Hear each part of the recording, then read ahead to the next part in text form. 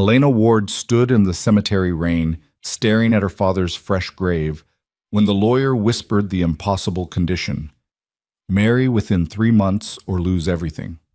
She'd fled Chicago 6 years ago after Victor Hale publicly destroyed her heart. Now his name appeared on the inheritance paperwork, not as a memory, but as a requirement. The city's most feared crime boss held the key to her survival, and their past humiliation was about to become a binding contract written in blood and desperation. If you're watching from anywhere in the world, drop your city in the comments below and hit that like button. I want to see how far Elena's story travels. Now, let's begin. Son. The rain fell like accusations. Elena Ward stood beneath a black umbrella that did nothing to shield her from the cold, watching as they lowered her father into Chicago's soil. The cemetery stretched gray and endless around her, filled with monuments to power, wealth, and the kind of legacy that demanded blood to maintain. She'd known this day would come eventually. Vincent Ward had lived violently and loved nothing more than control, but she hadn't expected to feel this hollow watching him disappear into the earth. 6 years. She'd stayed away for 6 years, building a life in New York that had nothing to do with Chicago's shadows or her father's empire. She'd become someone else entirely, sharp, successful, untouchable. A businesswoman who commanded boardrooms and closed deals with precision that would have made Vincent proud, if he'd ever bothered to notice. But he hadn't, not when it mattered.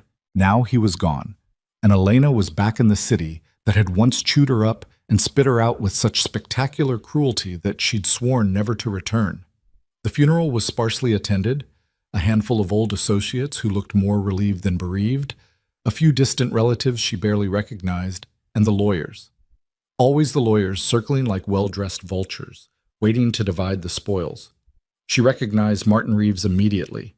Her father's lead attorney for 30 years, silver-haired and sharp-eyed, standing at a respectful distance with a leather portfolio tucked under his arm. He caught her gaze and nodded once, a gesture that said everything she needed to know. There would be conditions. There were always conditions with Vincent Ward. The service ended with practiced efficiency. A priest spoke words that meant nothing about a man he'd never known. People filed past, offering condolences that landed like stones. Elena accepted them with the same polished grace she used in business negotiations, her face a carefully maintained mask of appropriate grief. When the last mourner departed, Martin approached. "Miss Ward." His voice was professionally neutral, but she caught the undercurrent of something else. Caution, maybe, or warning. "We need to speak, privately." Elena glanced at the grave one last time. Rain pooled on the fresh earth, turning it to mud. "Your office?" "I think somewhere more secure would be appropriate." Martin's expression didn't change, but his grip on the portfolio tightened.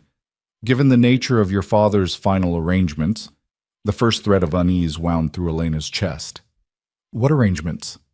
"Not here." Martin looked around the cemetery with eyes that had learned to see threats in shadows. "There are ears everywhere in this city, Miss Ward. You've been gone long enough to forget that." She hadn't forgotten. She'd just hoped distance had changed the rules. Martin's car was a town car with tinted windows and a driver who didn't make small talk. They drove through neighborhoods Elena remembered from childhood, blocks where her father's name had meant something, where deals were made in back rooms and loyalty was purchased with fear. Chicago looked different in the rain. Harder. Less forgiving.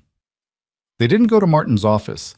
Instead, the car pulled up to a private club in the financial district, the kind of place where membership cost more than most people earned in a year, and discretion was the only currency that mattered. The driver opened Elena's door without a word, and Martin led her through a side entrance that bypassed the main lobby entirely.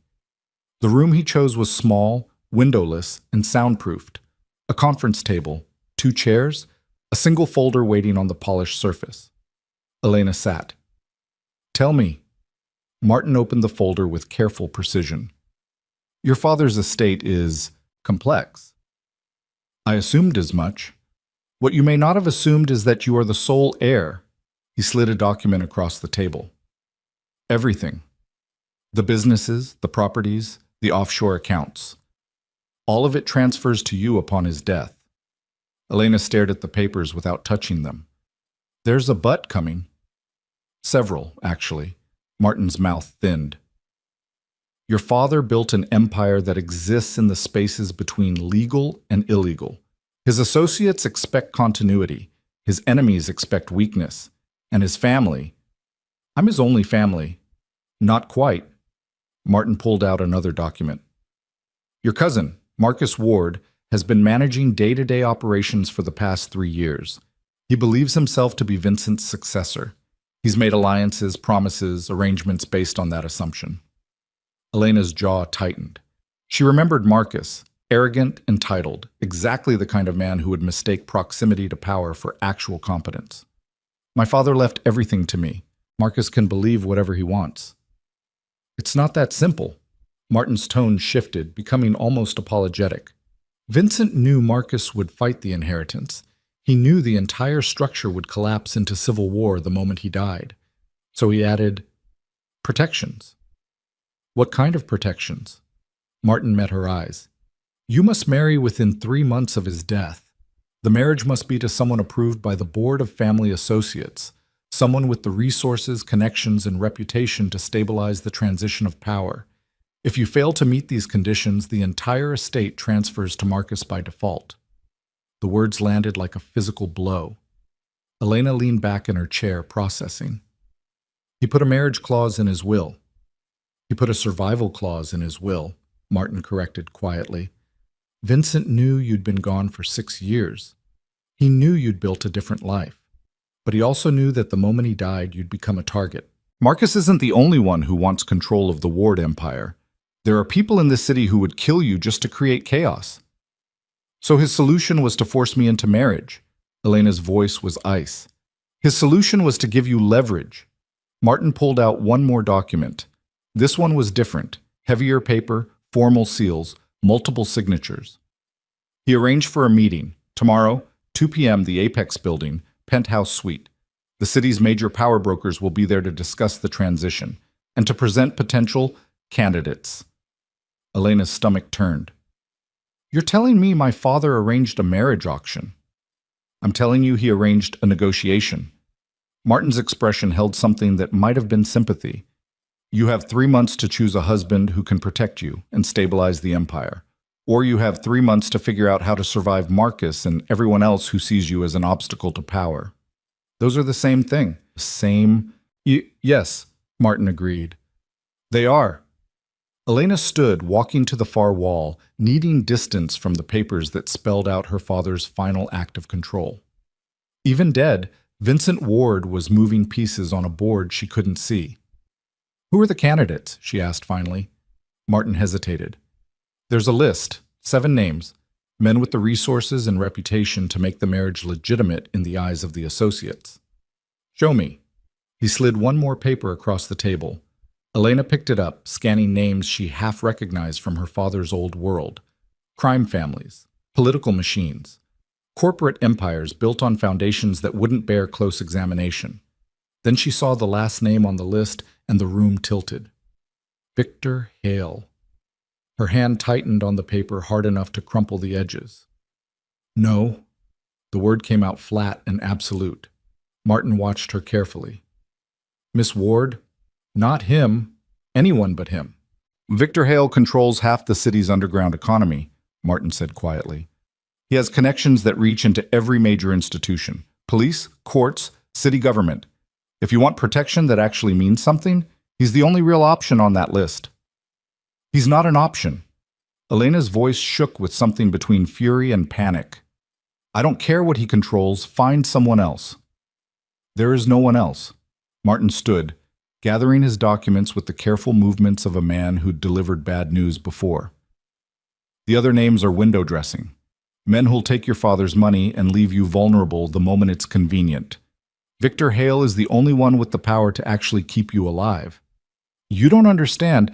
I understand that 6 years ago, something happened between you and Victor Hale that sent you running to New York. Martin's tone was gentle but unyielding. I also understand that whatever happened doesn't matter anymore. Your father's estate is worth $800 million. Marcus wants it. So do half a dozen other groups who see Vincent's death as an opportunity. You need protection that Marcus can't buy, bribe, or kill. That means Victor Hale. Elena turned away, staring at the blank wall, fighting memories she'd buried deep. 6 years ago, she'd been younger, softer, stupid enough to believe that wanting something badly enough could make it real.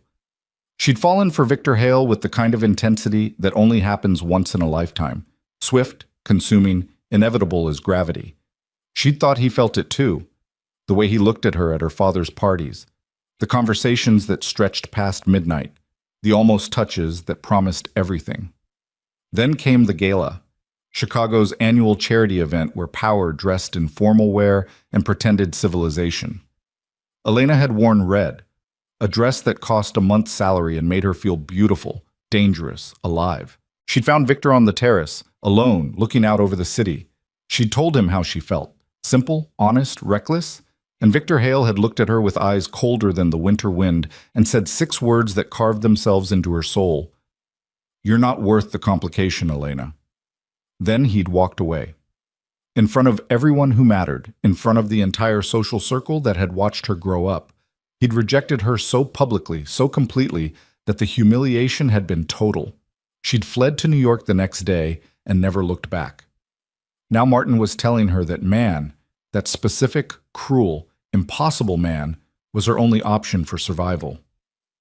"The meeting is tomorrow at 2, Martin repeated, moving toward the door. "I'd suggest you attend.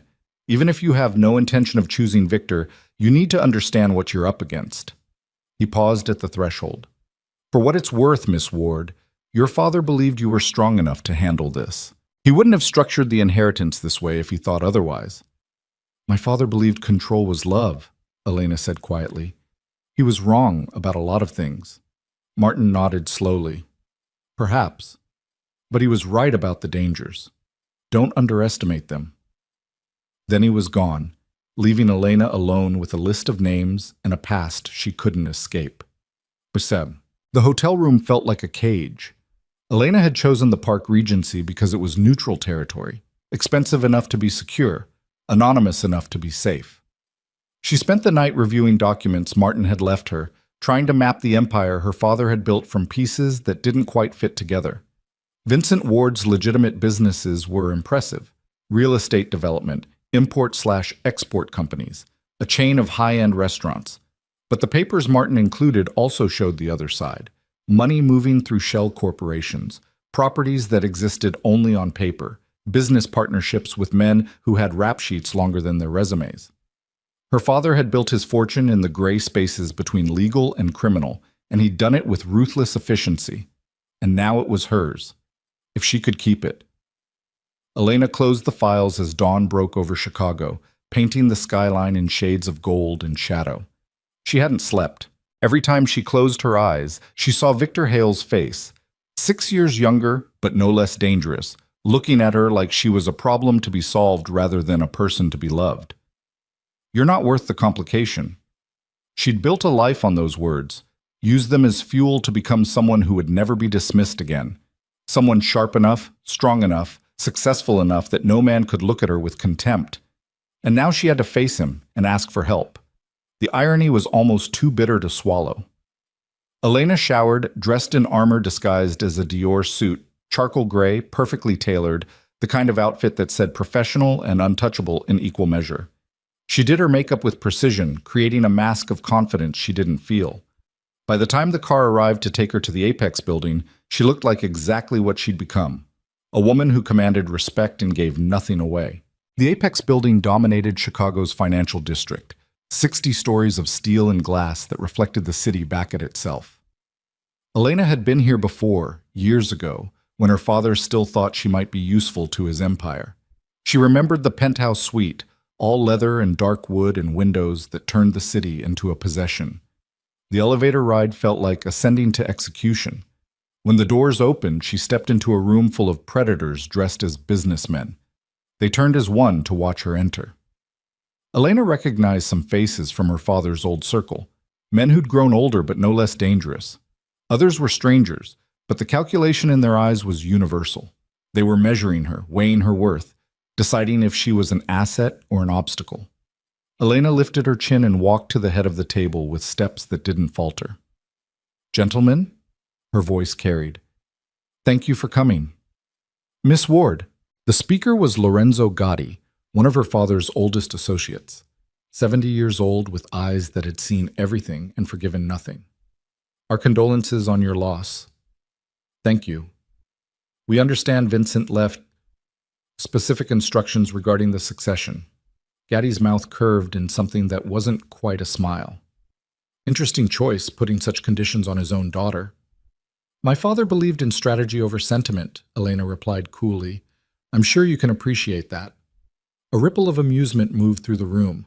These men had built fortunes on strategy. They understood Vincent's play, even if they didn't like it. The question, Gotti continued, is whether you understand what you're inheriting. Your father's empire requires particular management. It's not the kind of business that tolerates weakness. I'm not weak. You've been gone for 6 years, another voice interjected. Marcus. Her cousin stood near the windows, dressed in a suit that cost more than it should and fit him like borrowed confidence. You walked away from this family, Elena.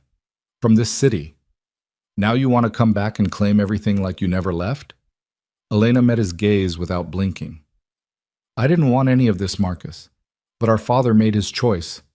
You're welcome to contest the will in court if you think you have grounds. Courts. Marcus laughed, the sound harsh. You think courts matter here? This isn't New York corporate law, cousin. This is Chicago. Power matters. Loyalty matters. You think these men are going to follow someone who doesn't know the first thing about how this city actually works? I think these men are going to follow the conditions set out in Vincent Ward's will, Elena said steadily. Unless you're suggesting they dishonor his final wishes. Silence fell, dangerous and sharp. Gatti broke it. No one is dishonoring anything, Miss Ward. But Marcus raises a fair point. You need support, protection. That's why Vincent included the marriage clause. He wanted to ensure you had backing that carries weight in this city. And you've prepared a list of candidates, Elena said, keeping her voice neutral. Men who supposedly have the resources to provide such backing. We have, Gatti nodded to someone near the door. That's when Elena felt it.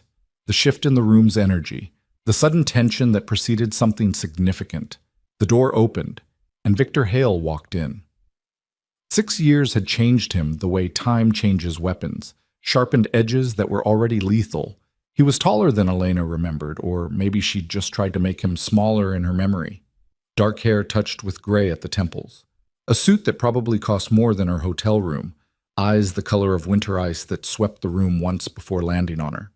For 3 seconds, the world narrowed to just that gaze. Elena felt everything she'd buried claw its way back to the surface.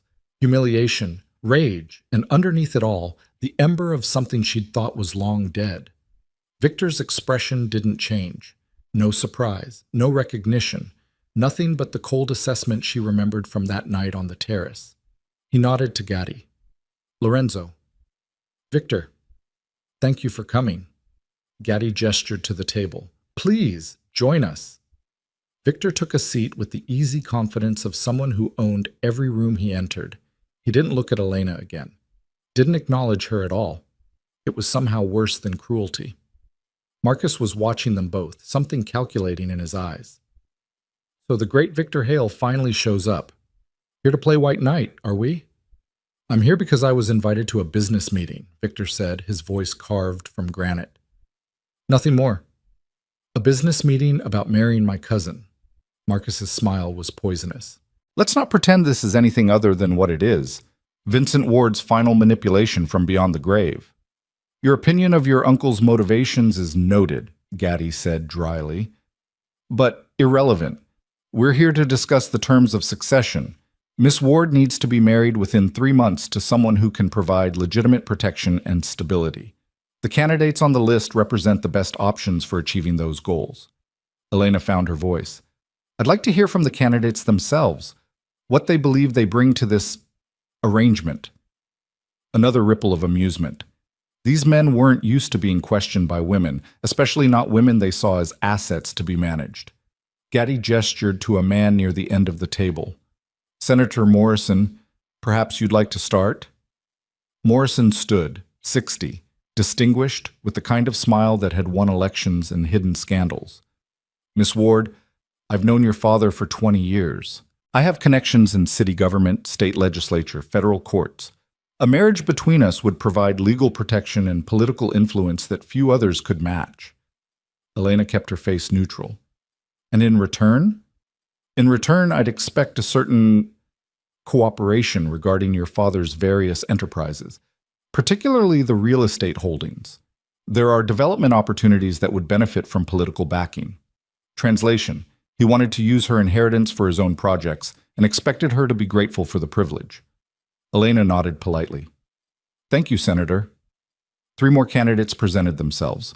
A banking executive who spoke about financial restructuring, a developer who wanted to expand into Vincent's territories, a lawyer who specialized in making problems disappear. Each one saw her as a means to an end, a door to Vincent Ward's empire that they could walk through if they just said the right words. Elena listened to all of them with the same professional courtesy, making no commitments, revealing nothing. Then Gaddy turned to Victor. Mr. Hale, you've been notably quiet. Victor leaned back in his chair, fingers steepled. I'm waiting to hear what Miss Ward actually wants. These men have spent 20 minutes explaining what they expect from a marriage to her. No one's asked what she expects in return. The room went very still. Elena felt something shift in her chest, surprise, maybe, that Victor Hale was the one asking the question everyone else had ignored. Gaddy frowned. The terms are clear, Victor. Protection in exchange for— I'm not asking about terms, Victor interrupted smoothly. I'm asking about goals. Miss Ward, you've built a successful business career in New York. You've been independent for 6 years. Now you're being told you have to marry a stranger to keep an inheritance you didn't ask for. So I'll ask you directly, what do you actually want out of this arrangement? Every eye turned to Elena. She met Victor's gaze across the table, searching for mockery or manipulation, but finding only genuine curiosity. It was disorienting, having him look at her like she mattered, like she was worth listening to. I want control, Elena said finally. Full operational control of my father's empire.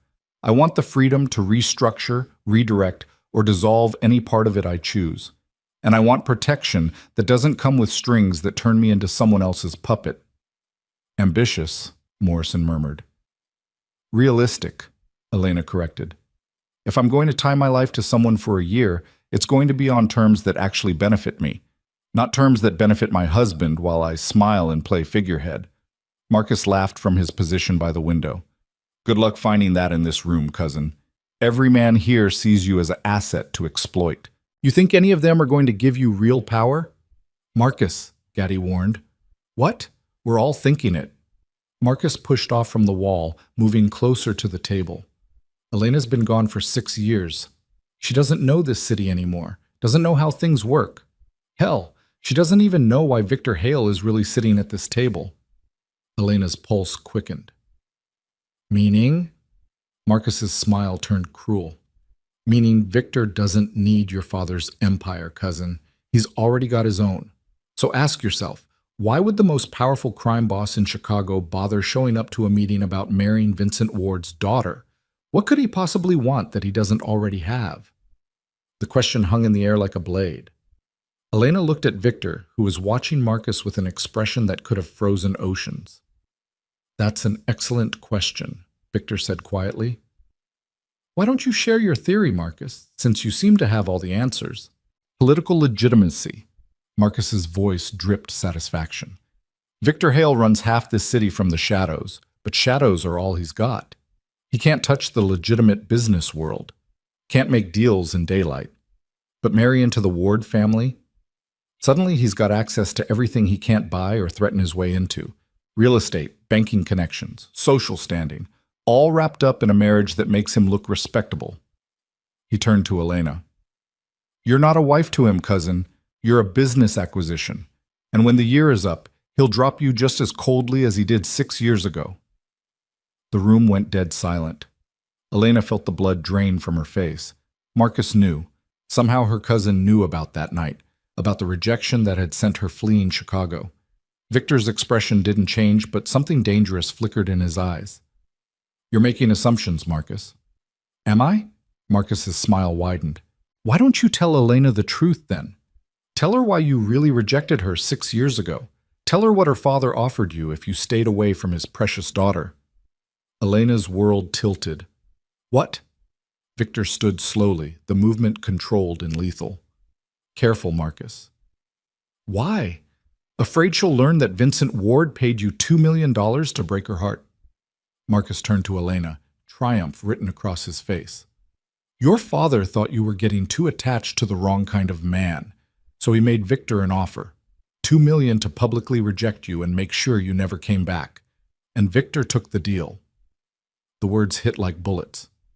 Elena stared at Victor, waiting for denial, for explanation, for anything that would make Marcus's accusation less than true. Victor met her gaze with eyes that held no apology, no regret, just acceptance. "Is it true?" Elena's voice came out steady, despite the chaos inside her chest. Victor's jaw tightened.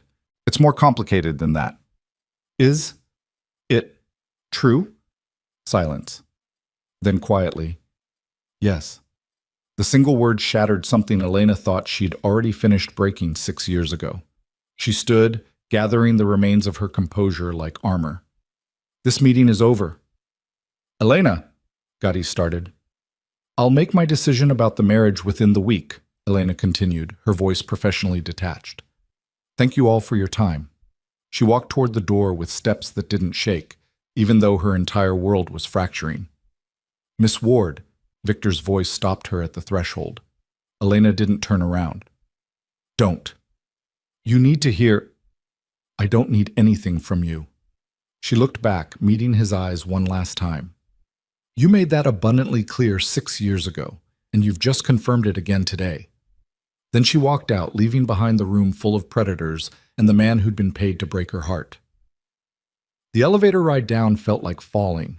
Elena made it to the lobby before her hand started shaking, made it to the car before tears threatened, made it back to her hotel room before the rage hit, white-hot and all-consuming.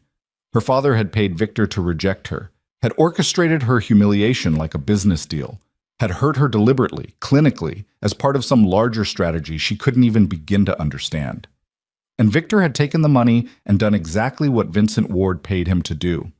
Elena stood in the center of her hotel room, surrounded by documents about an empire she didn't want, facing a choice between terrible options, and started to laugh. The sound was broken and bitter, but it was better than crying. Her phone buzzed, a text from Martin. "I heard about the meeting. Are you all right?" Elena typed back, "Define all right." Another buzz. "We need to discuss your options.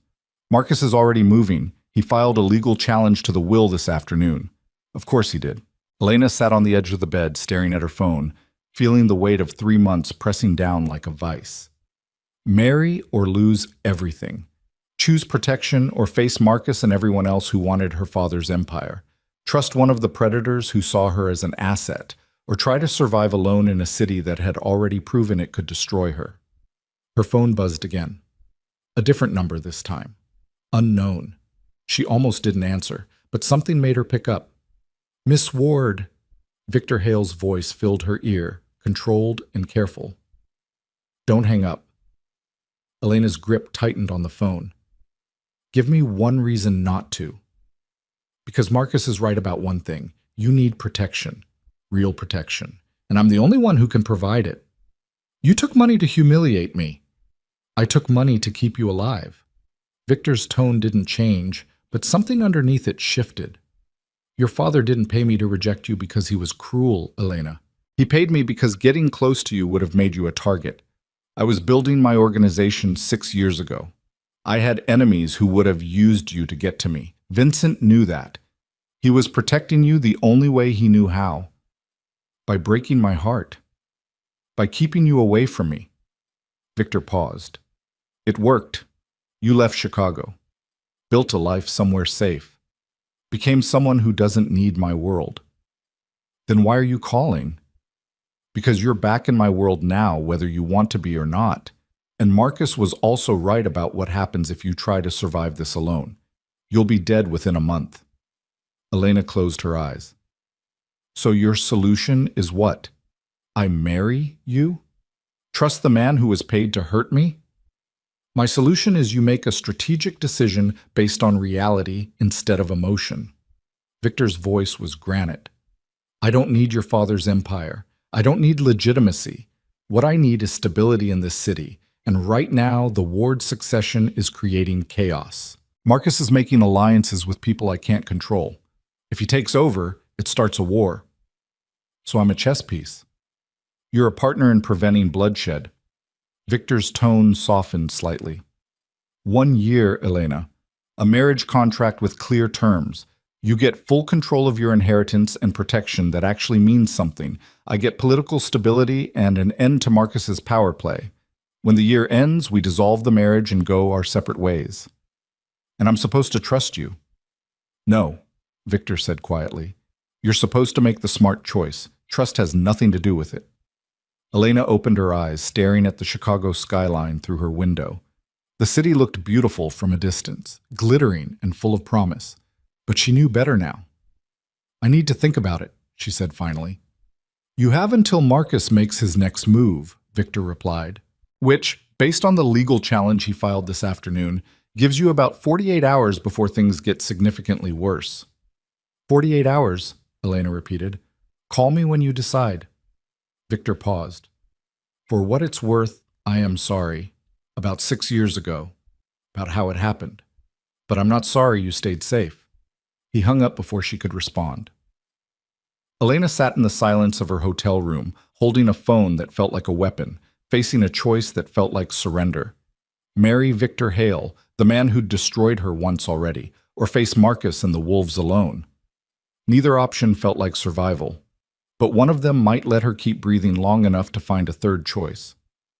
Elena pulled up her contacts, found Martin's number and typed, Set up a private meeting with Victor Hale tomorrow morning, just the two of us. I want to hear his terms. The response came seconds later. I'll arrange it. Elena set down her phone and walked to the window, pressing her palm against the cold glass. Chicago stared back at her, indifferent and dangerous. 6 years ago, she'd run from this city and the man who'd broken her heart. Now she was about to walk back into both, eyes open, knowing exactly what they could do to her. The only question was whether she was strong enough to survive it this time. Outside, the city lights began to flicker on as darkness fell. Elena watched them burn and thought about fire, about how sometimes the only way to survive was to become the thing you feared most. Dangerous, untouchable, willing to make deals with devils if it meant staying alive. She'd spent 6 years becoming someone Vincent Ward could never control. Now she'd spend the next year proving she couldn't be controlled by anyone. Not Marcus, not the associates, and certainly not Victor Hale, even if she had to marry him to do it. The thought should have terrified her. Instead, it felt like the first solid ground she'd found since landing in Chicago. Elena turned from the window, pulled out her laptop, and started reading every document Martin had given her about Victor Hale's organization. If she was going to negotiate with the devil, she needed to know exactly what he was capable of, and more importantly, what he had to lose. The meeting location Victor chose wasn't what Elena expected. Not his office, not some neutral conference room. Instead, she found herself being escorted by a silent driver through Chicago's warehouse district at 7 in the morning, pulling up to what looked like an abandoned industrial building with broken windows and graffiti-tagged walls. Elena's hand moved to her phone, every instinct screaming that this was a setup. The driver caught her movement in the rearview mirror. Mr. Hale is waiting on the roof, Miss Ward. There's an elevator inside that still works. The roof? He said you'd appreciate the privacy. Elena weighed her options. She'd told Martin where she was going, had sent him the address. If she disappeared, at least someone would know where to start looking. That thought was only marginally comforting. She stepped out of the car into the cold morning air. The building loomed above her, all rust and decay, looking like the kind of place where bad decisions went to become cautionary tales. The door opened before she could knock. A woman stood in the threshold, late 30s, athletic build, with eyes that cataloged threats the way other people cataloged grocery lists. Miss Ward, this way. The interior was cleaner than the exterior suggested. The first floor had been gutted down to concrete and steel beams, but everything was swept clean, almost maintained. The elevator at the far end looked industrial and dangerous, but when the woman pressed the call button, it arrived with surprising speed. They rode up in silence. Elena counted floors, 6 of them, before the elevator shuddered to a stop and the doors opened onto the Chicago skyline. The roof had been transformed. Where she'd expected more decay, she found a carefully maintained space with a small glass structure in the center, half greenhouse, half observation deck. Through the transparent walls, she could see Victor standing with his back to the elevator, looking out over the city as dawn broke across the lake. The woman who'd escorted her nodded once and disappeared back into the elevator, leaving Elena alone with the man she'd spent all night researching. Victor Hale's file read like a masterclass in building power from nothing. Orphaned at 15. Survived Chicago's worst neighborhoods through intelligence and ruthlessness. By 25, he controlled enough of the city's underground economy that the major crime families had to acknowledge him. By 30, he'd consolidated power so completely that even the legitimate business world couldn't ignore his influence. He'd done it all without the advantage of family legacy or inherited wealth, just pure strategic brilliance and a reputation for keeping his word, both his promises and his threats. The file also confirmed what Marcus had said. Victor operated in shadows. His legitimate businesses were minimal, carefully constructed shells that gave him plausible deniability, but no real standing in Chicago's above-ground power structures. Marrying into the Ward family would change that. Elena crossed the roof, her heels clicking on the concrete. Interesting choice of location. Victor turned. In the early morning light, he looked different than he had in the conference room. Less controlled, maybe, or just more honest about what he was. "I own the building," he said. "Bought it 5 years ago. Most people see an abandoned warehouse. I see potential." "For what?"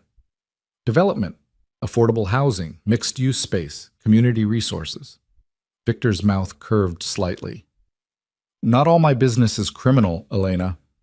Just most of it. Just the parts that keep me alive." He gestured to the glass structure. "Inside. I had coffee brought up. We should talk before the city wakes up completely." Elena followed him into what turned out to be a surprisingly comfortable space. Modern furniture that didn't match the industrial aesthetic, floor-to-ceiling windows that turned Chicago into a panorama. And yes, fresh coffee in a carafe that probably cost more than the building's exterior suggested. Victor poured 2 cups without asking, handed her one, and sat across from her in a leather chair that had seen better days, but somehow fit him perfectly. "You read the file Martin gave you on me," he said. It wasn't a question. "I read everything I could find on you." Elena sipped her coffee, including the parts that aren't in official files. "And?" "And you're either the smartest criminal in Chicago or the most dangerous legitimate businessman, depending on who's telling the story." She met his eyes over the rim of her cup. "What you're not is someone who does anything without calculating the return on investment." "True.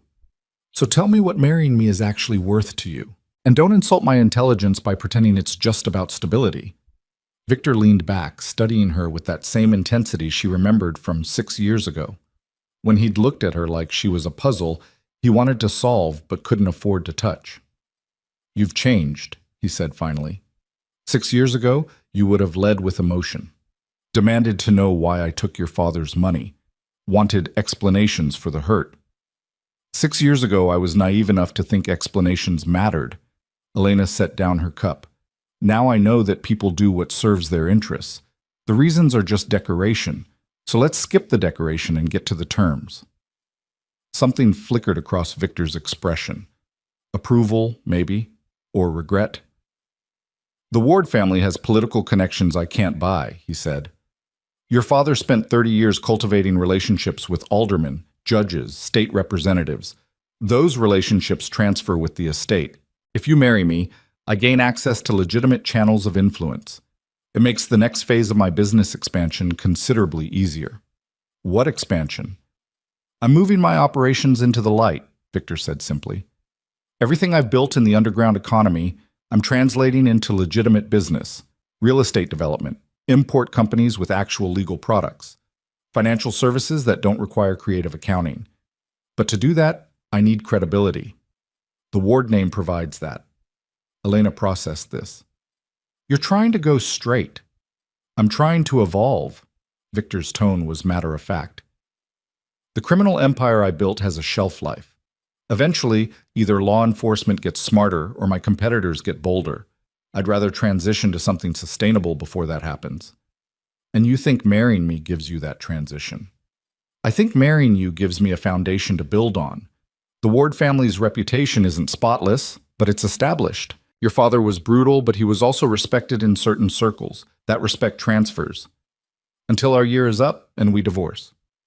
By then, I'll have established my own legitimacy. The marriage just opens doors. What I do once I'm through them is my concern. Victor paused. What about you, Elena? What do you actually want from this arrangement? I told you yesterday. Control of my father's empire and protection from Marcus. That's what you said in front of the associates. Victor's eyes narrowed. I'm asking what you actually want, not what sounds strategic in a conference room. Elena stood, walking to the windows, needing the city skyline to focus on instead of Victor's too perceptive gaze. What did she want? The honest answer was more complicated than control or protection. She wanted vindication for the girl who'd been publicly humiliated. She wanted to prove that Vincent Ward's attempt to manipulate her life had failed. She wanted to show Chicago that she wasn't the weak, heartbroken thing that had fled 6 years ago. She wanted to look Victor Hale in the eye as an equal and make him regret ever taking her father's money. But saying any of that out loud felt too raw, too vulnerable. I want to dismantle my father's empire, Elena said instead. The criminal parts, at least. The human trafficking fronts he disguised as massage parlors. The money laundering through the restaurants. The protection rackets targeting immigrant communities. I want to burn it all down and rebuild something that doesn't survive on exploitation. Silence filled the space behind her. Elena turned to find Victor watching her with an expression she couldn't read. That's ambitious, he said finally. Also dangerous. The people who profit from those operations won't let you shut them down without a fight. I know. And you think marrying me gives you the protection to do it anyway. I think marrying you gives me enough breathing room to start. Elena crossed her arms. Unless you have a problem with me destroying parts of the empire you're supposedly marrying me to access. Victor stood, moving to join her at the windows. He was close enough that she could smell his cologne, something expensive and understated that probably costs more than most people's monthly rent. I don't profit from human trafficking or exploitation, he said quietly. Those were your father's ventures, not mine. If you want to burn them down, I won't stop you. How magnanimous. It's practical. Those operations create risk without enough profit to justify them. Your father ran them because he enjoyed the power. I have no interest in that kind of power. Victor looked out at the city. If we do this, Elena, we do it as actual partners. You get access to my resources and protection. I get access to your family's political connections. We both work toward our respective goals without sabotaging each other. For 1 year. For 1 year, Victor agreed. After that, we dissolve the marriage cleanly. No drama, no complications. You keep your empire, I keep mine, and we go back to being strangers. Elena studied his profile, looking for deception and finding only brutal honesty. Why did you really take my father's money? The question slipped out before she could stop it. Victor turned to face her. I told you, you were getting too close. If we'd continued, you would have become a target. That's the strategic answer. I want the real one. Victor's jaw tightened. You want me to say I regretted it? That hurting you kept me up at night? I want you to tell me the truth. The truth is that 6 years ago I was building an organization from violence and fear. I had enemies who would have killed you just to send me a message. Your father understood that better than you did. He offered me money to break things off cleanly. I took it because it was the smart play. Victor's voice dropped.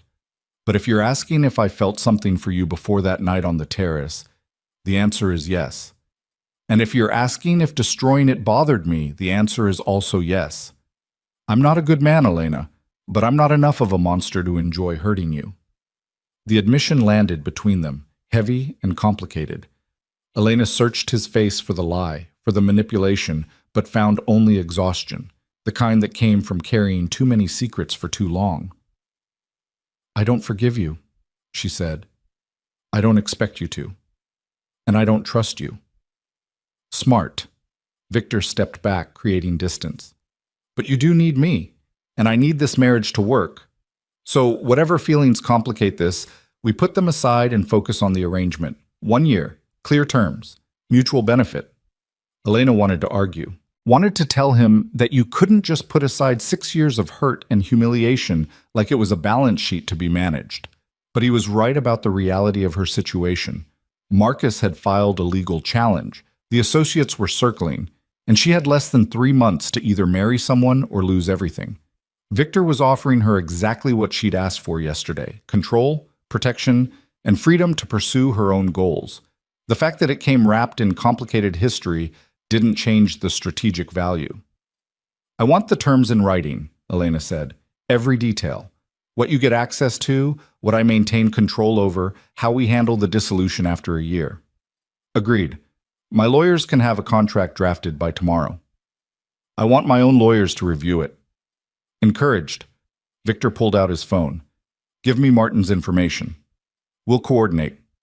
Elena rattled off Martin's contact details, watching Victor type them in with efficient precision. One more thing, she added. If we do this, I need total transparency about your operations. I can't protect myself from threats I don't know about. That means you tell me everything: who your enemies are, what risks you're managing, what moves you're making that might impact me. Victor's expression turned cautious. That's a lot of trust to ask from someone who just said she doesn't trust me. It's not trust, it's information management. Elena held his gaze. If I'm going to be your wife, even strategically, I need to know what I'm walking into. Non-negotiable. Victor considered this for a long moment, then nodded. Transparency goes both ways. You tell me about your plans for the Ward Empire. What you're dismantling, what you're keeping, who you're going to piss off in the process. Deal. They stood there, two people negotiating a marriage like a corporate merger, and Elena felt the surreal weight of it settle over her shoulders. This was really happening. She was going to marry Victor Hale. The thought should have felt like surrender. Instead, it felt like drawing a line in sand and daring the world to cross it. Victor's phone buzzed. He glanced at the screen and his expression shifted into something harder. We have a problem. What kind of problem? Marcus just called an emergency meeting of the family associates. This afternoon, he's going to push for an immediate vote to overturn your father's will on grounds of mental incompetence. Elena's blood went cold. He can't do that. He can try, and if he gets enough votes, the will goes into probate litigation. That could tie up the estate for years. Victor was already typing. How fast can you get your lawyers mobilized? Fast. But Victor, if this goes to a vote, I don't have the relationships to win it. The associates barely know me. Then we change the narrative. Victor looked up, his eyes sharp with calculation. We announce our engagement. Today, before Marcus can frame you as incapable of managing the succession. Elena's heart kicked against her ribs. We don't even have a contract yet. We have an agreement in principle. That's enough. Victor moved toward the elevator. The associates need to see that you're not some lost daughter floundering in her father's empire. They need to see that you're strategic enough to secure the strongest alliance in Chicago. Marrying me sends that message. It also makes us targets. We're already targets. This way, we're targets with a unified front. Victor pressed the elevator call button. Trust me, Elena. Marcus is expecting you to be alone and vulnerable at that meeting. We show up together, engaged, and it pulls the ground out from under his entire strategy. Elena's mind raced through scenarios, trying to find the flaw in Victor's logic. But he was right. An engagement announcement would demonstrate strength, strategy, and exactly the kind of ruthless practicality the associates would respect. It would also burn her last bridge back to a normal life. But then, those bridges had been burning since the moment she'd landed in Chicago. Okay, Elena said. We announced the engagement at the meeting. But Victor, if we do this, there's no going back. The associates will expect a wedding within weeks, not months. Then we give them a wedding. Victor's expression was unreadable. Whatever timeline works for the optics. The elevator arrived. They rode down in tense silence, Elena's thoughts spiraling through everything that was about to change. When they reached the ground floor, Victor's driver was waiting with a different car, something bulletproof and discreet. I'll have my team coordinate with yours on the announcement strategy, Victor said. The meeting is at 3. We should arrive together. Elena nodded, then paused at the car door. Victor, one more thing. When we announce this, people are going to ask questions. About us. About why we're getting married. We tell them the truth. It's a strategic alliance between two powerful families. And 6 years ago? Victor's expression flickered. 6 years ago was the past. This is business. Anyone who asks gets the same answer. Even though they'll know there's more to the story. Let them speculate. Victor opened the car door for her. Mystery often works better than explanation. Elena slid into the back seat, and Victor closed the door between them with quiet finality. As the car pulled away, Elena watched him through the tinted window, standing in front of his abandoned warehouse like a king surveying a forgotten kingdom. She pulled out her phone and called Martin. He answered on the first ring. Elena, I heard about Marcus's meeting. We're making an engagement announcement today, Victor and I. Elena forced the words out steady. I need you to coordinate with his legal team on a marriage contract. Fast. Silence. Then carefully, are you sure about this? No, but it's the best option I have. Elena, marrying Victor Hale is exactly what my father wanted me to do, Elena interrupted, which should tell you how desperate the situation is. I need this done, Martin, whatever it takes. Another pause. I'll handle it, but Elena, please be careful. Victor Hale is not a man who does anything halfway. If you marry him, even strategically, you're tying yourself to someone very dangerous. I know exactly how dangerous he is. Elena leaned her head against the car window. That's why I'm doing this. She hung up and closed her eyes, feeling the city rush past outside. By sunset, she would be engaged to the man who'd once destroyed her. By next month, she'd be married to him. The thought should have terrified her. Instead, Elena felt something that was almost like relief. At least now she knew what battlefield she was fighting on. The afternoon arrived too quickly. Elena dressed in armor again. This time, a black suit by Alexander McQueen that made her look like she could negotiate treaties or declare war with equal efficiency. She wore her mother's diamond earrings, the only inheritance she'd gotten before the woman had died when Elena was 12. They felt like a talisman against whatever was coming. Victor's car picked her up at 2:30. He was already inside, dressed in dark charcoal, looking like money and menace in equal measure. Ready? He asked. Do I have a choice? There's always a choice. Victor handed her a small jewelry box. But if you're doing this, do it all the way. Elena opened the box to find a ring, platinum band with a single perfect diamond that caught the light and threw it back in sharp fragments. It was stunning, elegant, exactly the kind of ring that would make a statement. Elena stared at it, something twisting in her chest. It was my mother's, Victor said quietly. One of the only things she left me. I want you to wear it for the announcement. Victor, I can't. It's strategic, he interrupted. The associates will look at your hand. They need to see something real, something that says this engagement isn't just political theater. Elena carefully lifted the ring from the box. It fit perfectly, which shouldn't have surprised her. Victor was thorough about details. After the year is up, I'll give it back, she said. Victor's expression was unreadable. We'll see. The car delivered them to the same building as yesterday's meeting, but this time the energy was different, tenser, more predatory. Marcus had called in every favor and ally he had. The conference room was packed with faces Elena didn't recognize, associates who'd come to watch Vincent Ward's empire get carved up by competing interests. They went silent when Elena and Victor walked in together. Marcus stood at the head of the table, mid-sentence, and stopped cold. His eyes tracked from Elena's face to her hand, landing on the ring. His expression went through several stages, shock, fury, calculation, before settling on forced calm. Cousin, he said with poisonous sweetness, how kind of you to join us. And you've brought company. Not company. Elena took her seat, Victor beside her, their proximity making a statement. My fiancé. The room erupted. Voices overlapped. Questions, accusations, demands for explanation. Gotti banged his hand on the table for order, but it took several minutes for the chaos to subside. Explain, Gotti said finally, his eyes sharp on Elena. It's simple. Elena kept her voice level. Victor and I are engaged. We'll be married within the month. This satisfies the terms of my father's will and resolves any questions about the succession. Convenient timing, Marcus said coldly. Yesterday you walked out of here. Today you show up engaged to the most powerful criminal in Chicago. You expect us to believe this is anything other than a desperate power grab? I expect you to recognize strategic planning when you see it. Elena met her cousin's glare without flinching. You called this meeting to challenge my competence to manage the Ward estate. I'm demonstrating competence by securing exactly the kind of alliance my father wanted. Your father wanted you protected, not owned by Victor Hale. I'm not owned by anyone. Elena's voice could have cut glass. This is a partnership, one that benefits both families and ensures stability during the transition. Senator Morrison leaned forward.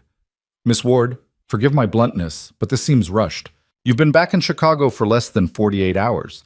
How can you possibly know that marriage to Mr. Hale is the right choice? Because I'm not choosing based on emotion, Senator. I'm choosing based on strategic necessity. Elena gestured to the room. Every person here knows that the Ward estate is vulnerable right now. My father's death created a power vacuum. Marcus wants to fill it. Others in this room have their own ambitions. If I want to maintain control, I need protection that Marcus can't circumvent or buy off. Victor provides that. At what cost? Marcus demanded.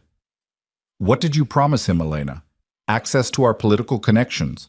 Control over father's legitimate businesses? Or did you just sell the whole empire to him in exchange for a wedding ring? Careful, Marcus. Victor's voice was quiet but lethal. You're making accusations you can't prove. I don't need proof. Everyone in this room knows you don't do anything without extracting maximum value. So what did you extract from my cousin? A partnership that keeps Chicago stable. Victor leaned back in his chair, projecting calm authority. Your uncle's death threatened to destabilize several ongoing arrangements. Elena's inheritance created questions about continuity. Our marriage resolves those questions and ensures that the Ward Empire continues to function without interruption. While you gain access to everything my father built. While I gain a wife who's intelligent enough to see past family drama to strategic reality. Victor's eyes stayed on Marcus.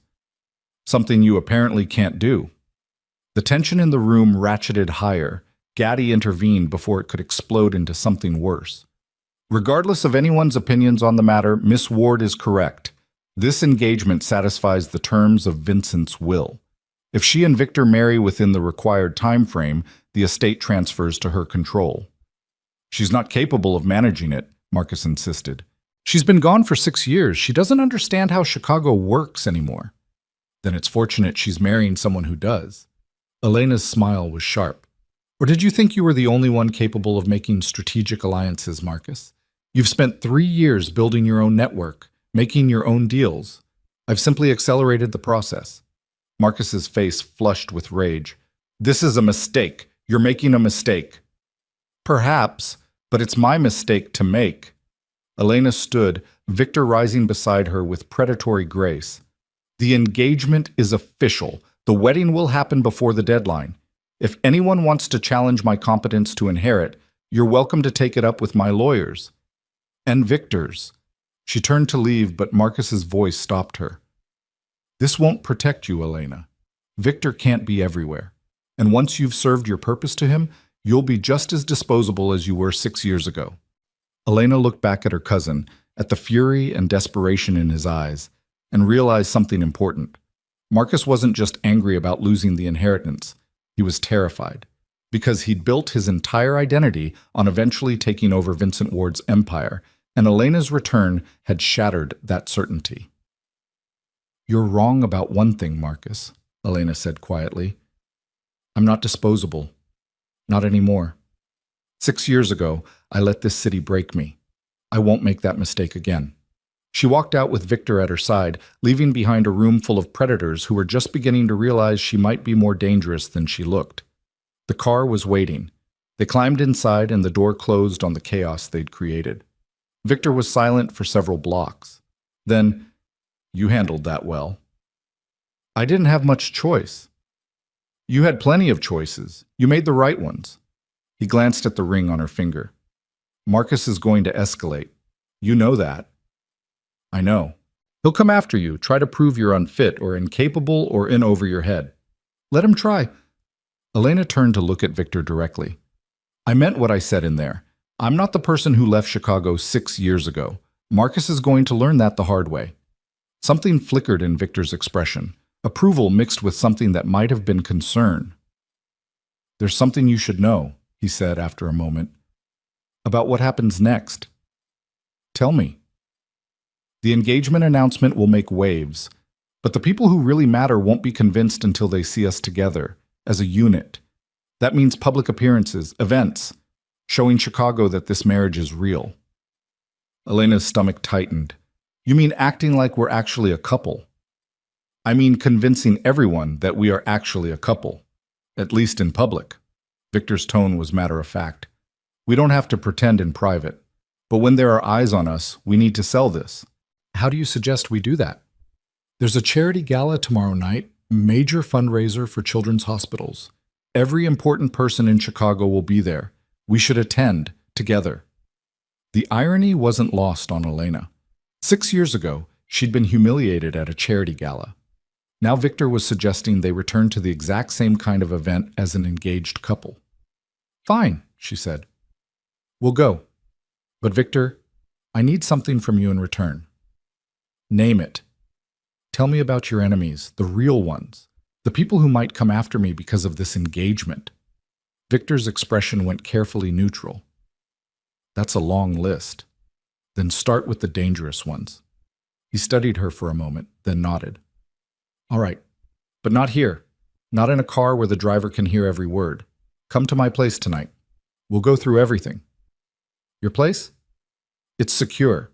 And if we're going to convince Chicago we're a real couple, you should probably know where I actually live. Victor's mouth curved slightly. Unless you'd prefer to keep meeting in abandoned warehouses.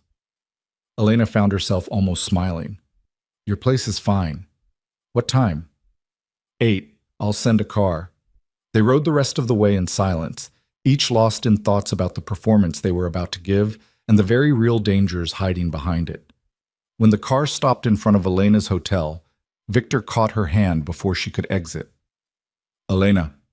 She turned back. What you said in the meeting about not being disposable, Victor said quietly. You're right. You're not. Not to me. Before she could respond, he released her hand and nodded to the driver. Elena stepped out onto the sidewalk, her thoughts tangled with confusion and something that felt dangerously close to hope. She looked down at the ring on her finger, Victor's mother's ring, catching the afternoon light. In less than 24 hours, she'd gone from grieving daughter to engaged woman. And tonight she'd walk into Victor Hale's private world and learn exactly what she'd agreed to protect herself from. The question was whether the protection would be worth the price. Elena pulled out her phone and texted Martin. Engagement announced. Marcus is furious. What's our next move? The response came quickly. Survival. Marcus filed 3 more legal challenges in the last hour. He's not going to accept this quietly. Elena stared at the message, then typed back, Good.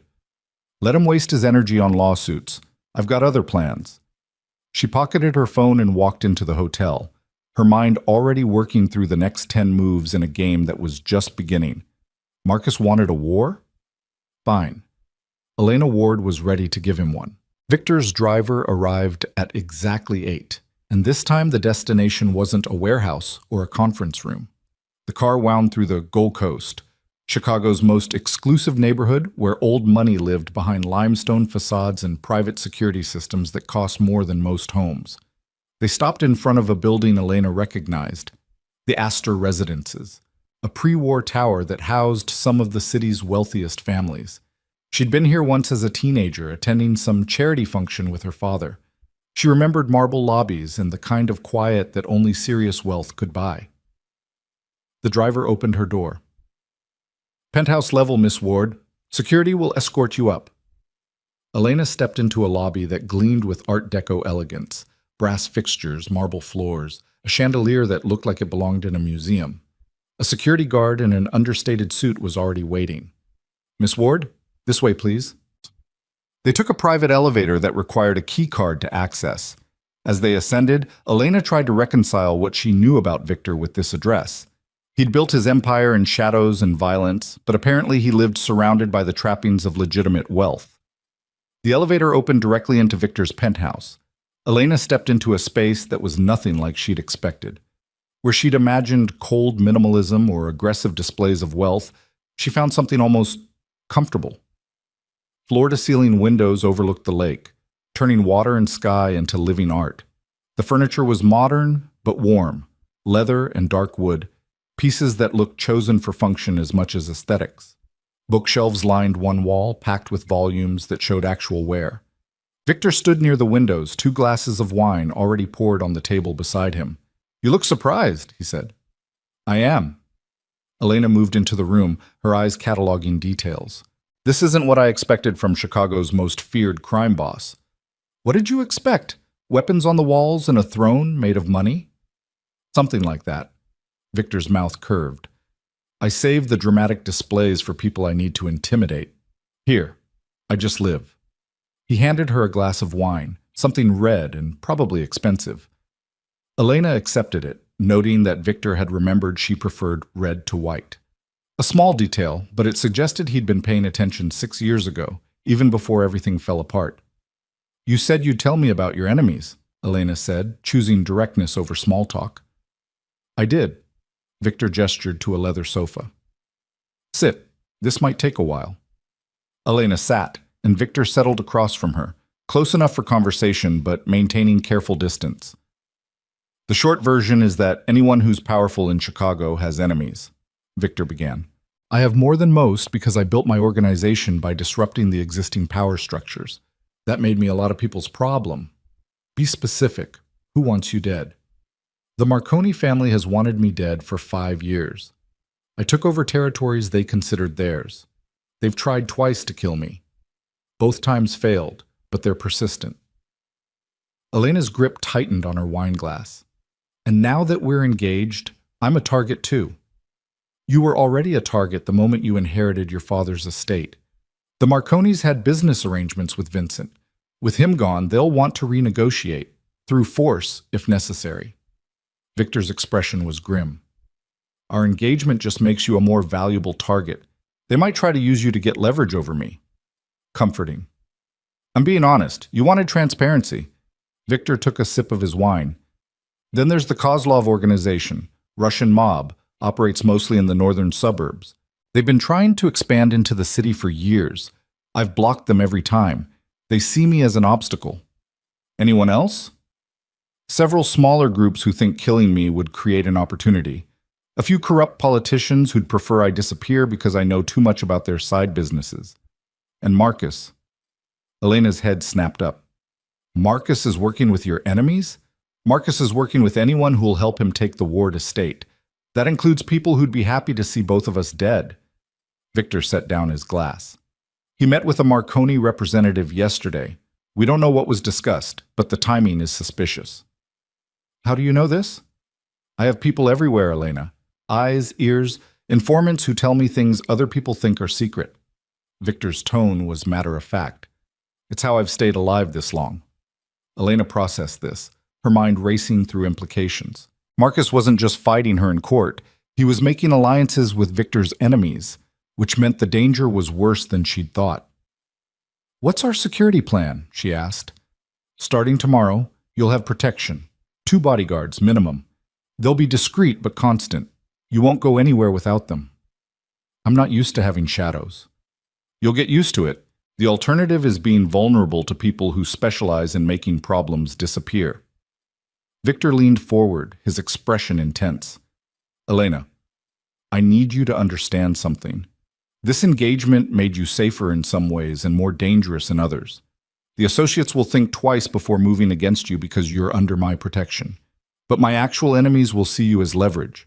The next few weeks are going to be the most dangerous. Until the wedding." "Until the wedding," Victor agreed. "Once we're married, attacking you becomes a direct attack on me. That raises the stakes considerably. Most groups won't risk open war, but until then, You're in what we call the transition period. Fair game. Elena felt ice settle in her stomach. How long until the wedding? I think 3 weeks is optimal. Long enough to look legitimate, short enough to minimize the window of vulnerability. 3 weeks. Elena laughed, the sound edged with hysteria. I'm getting married in 3 weeks to a man I barely know to protect myself from crime families and my own cousin. This is insane. Yes, Victor said simply, but it's also survival. And you strike me as someone who's very good at surviving. Elena met his eyes, searching for manipulation or strategy, but finding only honest assessment. Victor thought she was strong enough to handle this. The realization was oddly steadying. Tell me about the charity gala tomorrow, she said, changing subjects before the weight of everything crushed her. What should I expect? Expect every major power player in Chicago to be watching us, judging whether our engagement is real or performance. They'll be looking for cracks, inconsistencies, any sign that this is just strategic theater. So we give them a performance. We give them a relationship. Victor's tone shifted, becoming almost gentle. Elena, I know this is complicated. I know you have every reason to hate me. But if we're going to convince Chicago that we're a real couple, we need to at least appear comfortable with each other. That means physical proximity, Elena finished. I understand. You can touch me in public, hold my hand, put your arm around me, whatever sells the illusion. It's not just about touching. It's about how we look at each other, how we stand together, the small moments that make people believe there's something real between us. Elena's pulse quickened. And in private? In private, we're business partners negotiating a complex arrangement, nothing more. Victor's expression was carefully neutral. Unless you want something different. The question hung between them, dangerous and tempting. Elena thought about 6 years of anger, about the girl who'd been rejected on a terrace, about every reason she should keep Victor at a distance. Then she thought about the ring on her finger and the very real threat circling them both. Business partners is fine, she said finally. Let's keep things simple. Something flickered across Victor's face, relief or disappointment, she couldn't tell. Simple, he agreed. Speaking of which, there's something else we need to discuss. Living arrangements. Elena's eyebrows rose. You think I should move in here? I think that after the wedding, people will expect us to live together, and this penthouse is considerably more secure than your hotel. Victor gestured to the windows. Bulletproof glass, private elevator access, security systems that would make a government facility jealous. If someone wants to get to you here, they'll have to go through multiple layers of protection. And if I want privacy? This place is 4,000 square feet. Plenty of room for both of us to have space. Victor stood, moving toward a hallway. Come on, I'll show you. Elena followed him through the penthouse, noting details she'd missed on first glance. The kitchen was state-of-the-art but looked actually used, coffee rings on the counter, a bookmarked cookbook near the stove. The hallway was lined with photographs, mostly black and white shots of Chicago architecture. Victor stopped at a door near the end of the hall. This would be yours. He opened it to reveal a bedroom suite that was bigger than Elena's entire New York apartment. Floor-to-ceiling windows, a king bed with hotel-quality linens, a bathroom that belonged in a luxury spa. Through another door, she glimpsed a walk-in closet the size of a small boutique. It has its own entrance to the main living area, Victor explained, and a lock on the door if you want privacy. I'm at the other end of the hall. We'd share common spaces but maintain separate bedrooms. Elena walked into the room, running her hand along the window frame. The view was spectacular. Lake Michigan stretching dark and infinite, the city lights reflecting off the water like scattered diamonds. This is a lot to process, she said quietly. I know. Victor stayed in the doorway, giving her space. But Elena, if we're doing this, we should do it properly. Half measures won't protect you. Moving in here after the wedding, presenting a unified front, showing Chicago that this marriage is real, that's what keeps you alive. And what do you get out of it? Besides political connections? Victor was quiet for a long moment.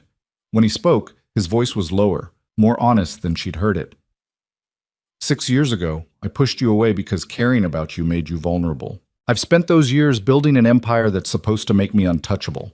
But the truth is, power doesn't fix loneliness. It just makes it more expensive. He paused. I'm not asking for a real marriage, Elena, but I won't pretend that having you in my life again is purely strategic, even if that's all it can be. The admission hit Elena like a physical blow. For 6 years, she'd imagined Victor as cold, calculating, incapable of real emotion. Hearing him confess to loneliness shattered that image completely. "Don't," she said, her voice rough. "Don't make this more complicated than it is." "I'm not trying to complicate anything. I'm just being honest." Victor stepped back into the hallway. "Think about the living arrangements. You don't have to decide tonight. But after the gala tomorrow, people will start asking questions about where you're staying." He started to leave, then paused. "The guest room is made up if you want to stay tonight. Get a feel for the place. No pressure either way." Then he was gone, leaving Elena alone in a bedroom that might become hers, in a penthouse that might become home, with thoughts that were far too tangled to sort through. She pulled out her phone and texted Martin, "Need the marriage contract reviewed ASAP. Also need background on the Marconi family and Kozlov organization. Everything you can find." The response came quickly. "Already compiling the information. Elena, please be careful. The more I dig into Victor's world, the more dangerous it looks." Elena typed back, "I know, but I'm in it now. Might as well understand what I'm dealing with." She pocketed her phone and walked to the windows, pressing her palm against the bulletproof glass. Tomorrow night, she'd walk into a room full of Chicago's elite on Victor Hale's arm. She'd smile and play the part of the happy fiancé while enemies watched for weakness and Marcus plotted her downfall. And she'd do it all while pretending her heart wasn't breaking and remaking itself into something harder. Elena stayed the night. She told herself it was practical. Why waste time going back to the hotel when the guest room was perfectly comfortable? But the truth was more complicated. She wanted to understand the space she might be living in. Wanted to see what Victor's life looked like when he wasn't performing power for an audience. She woke to the smell of coffee and found Victor in the kitchen, already dressed for the day, reading something on his tablet. "There's breakfast," he said without looking up. "Mrs. Chen comes in 3 mornings a week. She left pastries and fruit." Elena poured coffee, noting the way Victor seemed completely natural in this domestic setting. It was oddly disarming. "What are you reading?" she asked. "News coverage of our engagement." Victor turned the tablet to show her. It made the society pages in 3 major papers. "The consensus seems to be that we're either brilliantly strategic or completely insane." Elena scanned the articles. Most treated the engagement as a business merger with romantic window dressing. A few speculated about the speed of it all. One particularly nasty gossip column questioned whether Elena was pregnant. "Charming," she muttered. "Welcome to life under public scrutiny." Victor took the tablet back. "It's going to get worse before it gets better, especially after the gala tonight." "What time do we need to leave?" "Event starts at 7. I'll have hair and makeup sent over at 4 if you want." Elena blinked. "You have people for that?" "I have people for everything." Victor's mouth quirked. "You're marrying into considerable resources, Elena. Might as well use them." "I can do my own hair and makeup." "I know you can, but tonight needs to be perfect. Let the professionals help." He stood, carrying his coffee cup to the sink. "I have meetings until 5. Security will be here at 3 to go over protocols with you, and your bodyguards will introduce themselves around 2. "This is really happening," Elena said, more to herself than Victor. "Yes." He paused at the doorway. "Are you ready?" Elena thought about Marcus's fury, about the Marconi family and Russian mobsters, about walking into a ballroom as Victor Hale's fiancé. "No," she admitted.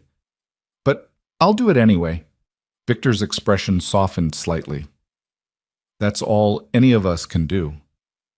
Then he was gone, leaving Elena alone in a kitchen that smelled like expensive coffee and the future she'd somehow agreed to. The bodyguards arrived at exactly 2.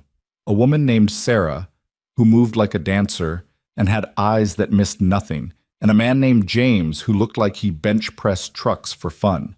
They were professional, courteous, and made it clear that Elena's safety was now their primary concern. By 4, when the glam team arrived, Elena felt like she was preparing for battle rather than a party. The dress Victor had sent over was stunning, a floor-length gown in deep emerald that managed to be both elegant and subtly dangerous. It fit perfectly, which meant Victor had somehow gotten her measurements without asking. The makeup artist worked magic, creating a look that was dramatic without being overdone. The hairstylist swept Elena's dark hair into an updo that was effortlessly sophisticated. When she looked at herself in the mirror, Elena barely recognized the woman staring back. She looked powerful, untouchable. Exactly the kind of woman who could stand beside Victor Hale and belong there. Victor knocked on her door at 6:30. When she opened it, his expression did something complicated: surprise, appreciation, and something darker that made Elena's pulse quicken. "You look incredible," he said quietly. "So do you." It was true. Victor in a tuxedo was a weapon of mass destruction, all sharp lines and controlled power. The formal wear somehow made him look more dangerous, not less. He held out his arm. "Ready to face Chicago?"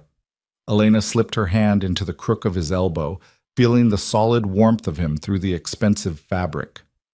"Let's give them something to talk about," she said. The drive to the gala was quiet, both of them lost in their own thoughts. But when the car pulled up to the venue, the Chicago Cultural Center, all marble and gold and Tiffany glass, Victor caught Elena's hand. "Whatever happens in there, we're a united front," he said. "You feel uncomfortable, squeeze my hand twice. You want to leave? Say you need air. I'll follow your lead." The care in his voice surprised her. "Thank you. We're partners now, Elena. That means I've got your back." His grip tightened briefly. "Even when this is over and we go our separate ways, I'll never stop protecting you. I want you to know that." Before Elena could respond, the car door opened, and they stepped into the lion's den together. The cultural center was transformed into a glittering fantasy: thousands of lights, champagne towers, beautiful people in designer clothes pretending they cared more about charity than being seen. But Elena felt the shift the moment they walked in. Conversations faltered, heads turned. The energy in the room pivoted toward them like a compass finding north. Victor's hand settled on the small of her back, warm and possessive. To anyone watching, they looked like exactly what they were supposed to be: a couple comfortable with each other, confident in their connection. "Here we go," Victor murmured near her ear, and the crowd descended. The first hour was a blur of introductions and careful conversations. Society matrons who wanted to know wedding details. Business associates of her father offering congratulations that felt like assessments. Politicians who shook Victor's hand while calculating how his marriage to Elena might shift power dynamics. Through it all, Victor stayed close, his presence a shield against the more aggressive inquiries. He knew exactly how to deflect, redirect, and when necessary, end conversations with polite finality. Elena found herself impressed despite everything. Victor didn't just navigate this world, he controlled it with the same skill he probably used to manage his criminal empire. "Elena Ward." The voice came from behind her, smooth and faintly amused. Elena turned to find a woman in her 50s, blonde hair perfectly coiffed, wearing diamonds that could fund a small country. Catherine Blackwell, Chicago's reigning queen of high society and one of her father's oldest connections. "Mrs. Blackwell," Elena said, injecting warmth into her voice. "How lovely to see you." "Is it?" Catherine's smile was sharp. "I have to admit, I was surprised to hear about your engagement. 6 years away, and you come back engaged to Victor Hale. Quite the power move." "It's not a power move, it's a relationship." "Of course it is, dear." Catherine's eyes flicked to Victor, who had moved slightly closer.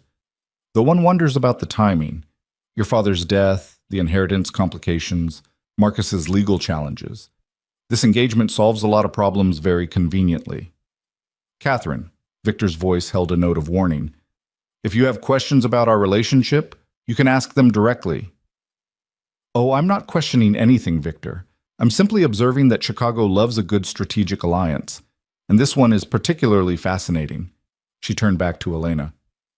"Your father would be proud. He always did believe in using every advantage available." Elena felt something cold settle in her chest. "My father believed in a lot of things, not all of them admirable." "True, but effective." Catherine sipped her champagne. "I hope you're prepared for what comes next, Elena. Marrying into Victor's world isn't like the business negotiations you're used to. It's considerably more dangerous. I'm aware. Are you? Catherine's expression turned almost sympathetic. Because the people watching you tonight aren't all friends. Some of them would be delighted to see you fail. Or worse. Is that a threat? It's a warning from someone who's survived Chicago society longer than you've been alive. Catherine glanced around the ballroom. Your cousin is here, by the way. He's been telling anyone who'll listen that this engagement is a farce. You might want to prepare for that confrontation. Before Elena could respond, Catherine drifted away into the crowd, leaving behind the scent of expensive perfume and veiled threats. Victor's hand tightened on Elena's back. She's trying to rattle you. It's working. Don't let it. Catherine Blackwell makes a hobby out of unsettling people. She thinks it makes her powerful. Victor guided Elena toward the edge of the ballroom. And she was right about one thing. Marcus is here. I saw him near the bar 10 minutes ago. Elena's stomach nodded. I should talk to him. Absolutely not. Not here, not tonight. Victor, he's my cousin. I can't just avoid him. You can when he's actively trying to destroy your life. Victor's voice was low and intense. Marcus came here tonight to make a scene, to publicly challenge your engagement and make you look weak. If you confront him, you give him exactly what he wants. So what do? We dance. Victor took her hand, leading her toward the dance floor. We show everyone here that we're completely unbothered by Marcus's theatrics, that we're so confident in our relationship that his opinion is irrelevant. Before Elena could argue, Victor pulled her into his arms as a waltz began, and suddenly they were dancing. Victor's hand settled at her waist, the other clasping hers with surprising gentleness. He moved with the kind of grace that suggested expensive lessons, guiding Elena through the steps with effortless precision. I didn't know you could dance, Elena said, trying to focus on anything except how close they were. There's a lot you don't know about me. Victor's eyes held hers. Just like there's a lot I don't know about you, but we have time to learn. 1 year? 1 year, Victor agreed, but something in his tone suggested he was thinking beyond that deadline. They moved across the dance floor, and Elena became aware of eyes following them. The entire ballroom was watching Victor Hale dance with Vincent Ward's daughter, watching for cracks, for proof that this was all performance. Elena made a decision. She moved closer, letting her head rest briefly against Victor's shoulder in a gesture of trust that was pure theater but looked entirely real.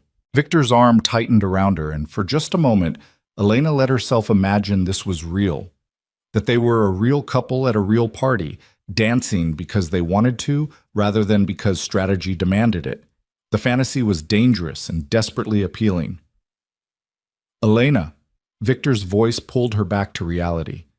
Marcus is moving toward the edge of the dance floor. He's going to try something. Elena lifted her head, spotting her cousin through the crowd. Marcus was watching them with barely contained fury, a champagne glass in his hand and violence in his eyes. Let him, Elena said quietly. If he makes a scene, he's the one who looks unstable, not us. Victor's expression shifted into something that might have been pride. Smart. They continued dancing as Marcus moved closer, positioning himself where they'd have to pass him when the song ended. When the music finally stopped, Victor kept his arm around Elena's waist as they left the dance floor. Marcus stepped directly into their path. Cousin, he said, his voice carrying. How touching. You two look so in love. Almost believable. Elena met his gaze without flinching. Marcus, I didn't realize you were invited. I'm still a ward, still part of this family, despite your attempts to erase me from the inheritance. His eyes were bright with something that looked like champagne and rage mixed together. Tell me, Elena, does Victor know about the panic attacks you used to have? About the therapist you saw for 3 years after leaving Chicago?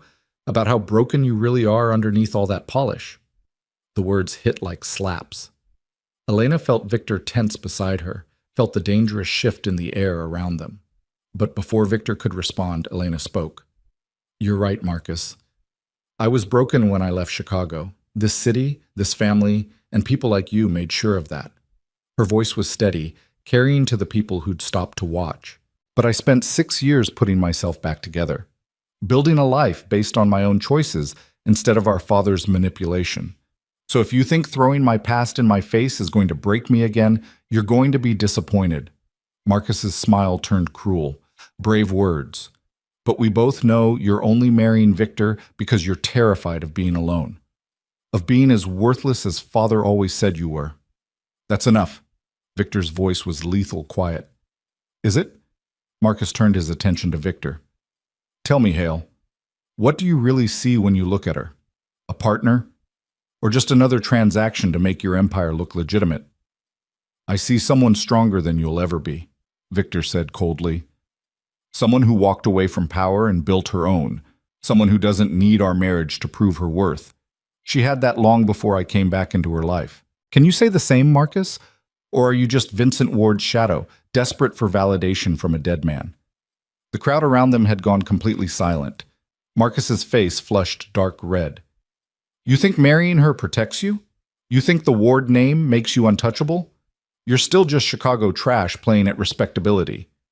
Maybe, Victor agreed, but I'm trash with more power than you'll ever have, and I protect what's mine. His arm tightened around Elena. You want to come after Elena? You go through me, and we both know how that ends. The threat was clear, public, and absolute. Marcus opened his mouth to respond, but someone grabbed his arm, Lorenzo Gotti, looking furious. Enough, Gotti said quietly. This is neither the time nor the place, Marcus. Walk away. For a moment, Elena thought her cousin would actually throw a punch, but Gatti's grip was iron, and the older man's expression promised consequences. Marcus jerked his arm free. This isn't over, cousin. Not by a long shot. He stalked away, leaving behind shocked whispers and fascinated stares. Gatti turned to Elena and Victor. My apologies. Marcus is under considerable stress. Marcus is a threat, Victor said flatly. And if he approaches Elena like that again, stress won't save him. Gatti's expression was unreadable. Duly noted. Perhaps it's best if you both leave, before this escalates further. Victor nodded once. We were just leaving anyway. He guided Elena through the crowd, which parted like water. Everyone suddenly very interested in their champagne or the architecture or anything except the drama they'd just witnessed. They made it to the car in tense silence. The moment the door closed behind them, Elena started shaking. That was, she started. A disaster, Victor finished grimly. I'm sorry. I should have anticipated Marcus would pull something like that. You warned me he would. I just didn't think he'd be so... Elena trailed off, searching for words. Vicious, Victor supplied. Marcus has everything to lose. People in that position get desperate. Desperate people are dangerous. Elena leaned her head back against the seat, feeling adrenaline crash into exhaustion. He knew things about my therapy, about the panic attacks. How did he know those things? He's been digging into your past, looking for ammunition.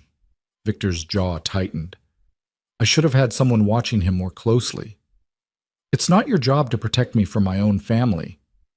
It is now. That's what this engagement means. Victor reached over, taking her hand. Elena, I need you to listen to me. Marcus crossed a line tonight. What he did wasn't just cruel, it was strategic. He wanted to make you look weak in front of Chicago's power structure, wanted to plant doubt about our relationship. He succeeded. No, he didn't. Victor's grip tightened. You stood there and turned his weapons back on him. You showed everyone that you're not the broken girl who left 6 years ago. You showed them strength. That matters more than whatever gossip Marcus tried to spread.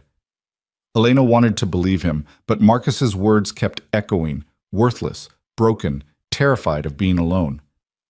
What if he's right? She whispered. What if I am just using you because I'm too scared to face this alone?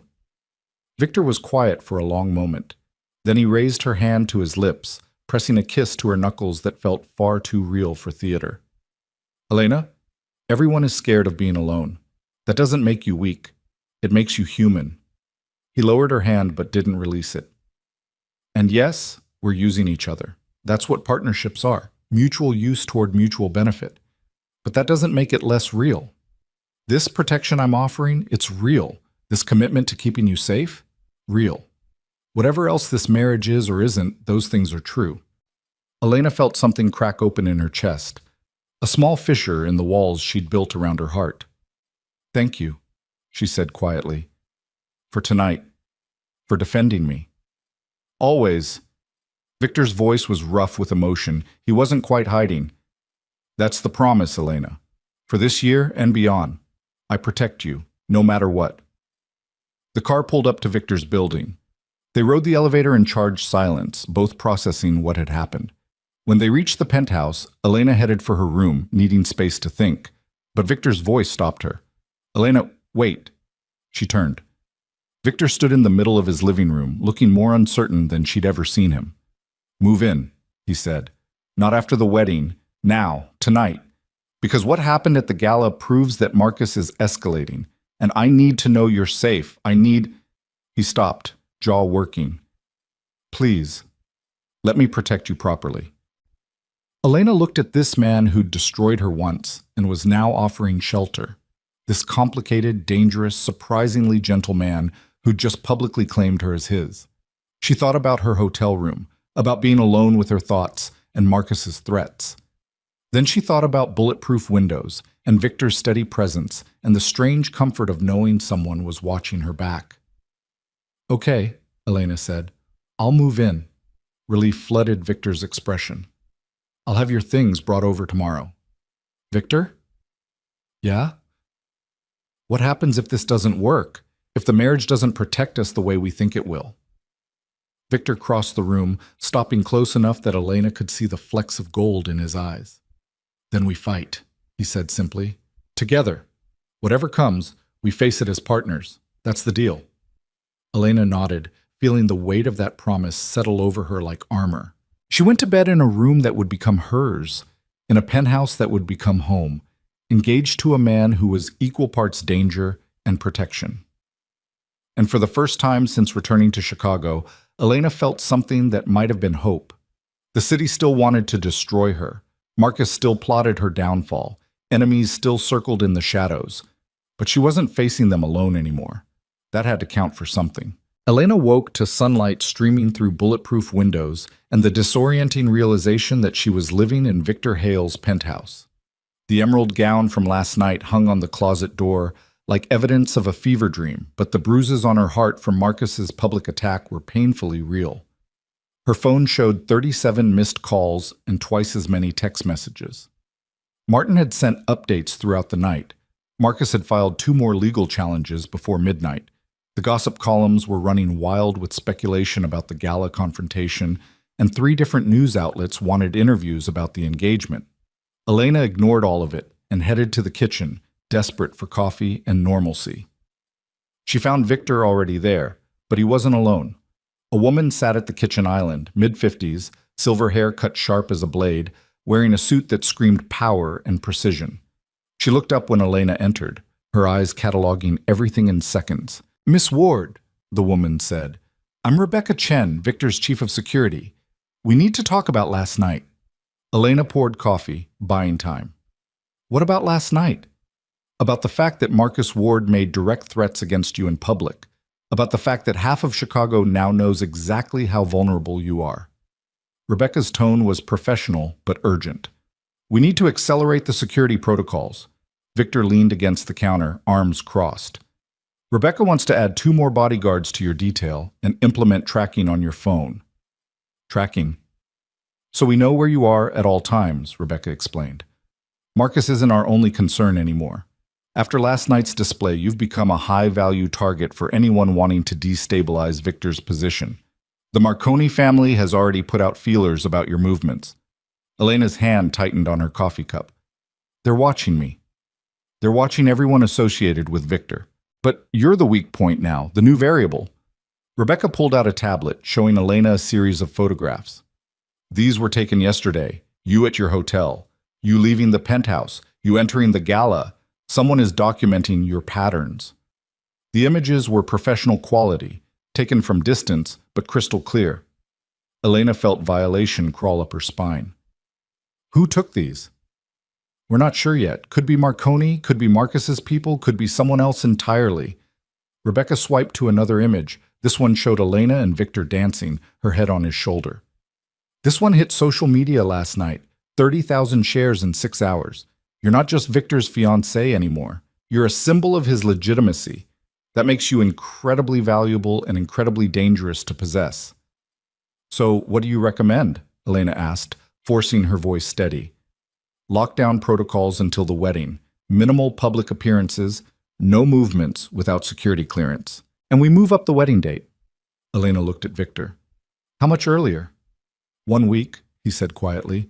I know it's fast, but Rebecca's right. Every day we wait is another day for our enemies to plan. 1 week. Elena set down her coffee cup before her shaking hands betrayed her. That's insane. That's survival. Victor moved closer, his presence solid and grounding. Elena, I won't let anything happen to you. But I need you to trust me on this. We get married, we consolidate power, we eliminate the vulnerability window. And what happens on our wedding day? You think our enemies will just accept defeat? Rebecca answered. They'll test you, push boundaries, look for cracks, which is why we're proposing something unconventional. She pulled up architectural plans on her tablet. The wedding should be at Victor's estate outside the city. Controlled environment, limited access, security we can actually manage. It won't be the society spectacle people expect, but it will be safe. My father's associates will expect a traditional ceremony, something public. They'll get an intimate ceremony followed by a reception in the city the following week, Victor said. We control the narrative, private vows, public celebration. It gives us flexibility and security. Elena studied the plans, her mind racing through implications. A small ceremony meant fewer witnesses, but also fewer chances for something to go wrong. It meant trusting Victor's security completely. It meant stepping fully into his world with no easy exit. I need to see the estate, she said finally. If I'm getting married there in a week, I should at least know what it looks like. Victor's expression shifted into something that might have been relief. We can go today, this afternoon. And my things from the hotel? Already being moved. Victor had the grace to look slightly apologetic. I had Sarah coordinate with the hotel this morning. Everything will be here by noon. Elena should have been angry about the presumption. Instead, she felt oddly grateful that decisions were being made, that forward momentum existed when she felt paralyzed by too many threats. 1 week, she repeated. That doesn't give me time to plan anything. Dress, flowers, guests. I have people who can handle all of that, Victor interrupted gently. Elena, you just focus on staying alive and managing your father's empire. Let me handle the wedding logistics. This is insane, Elena said again, but there was less conviction in it this time. Rebecca stood, gathering her tablet.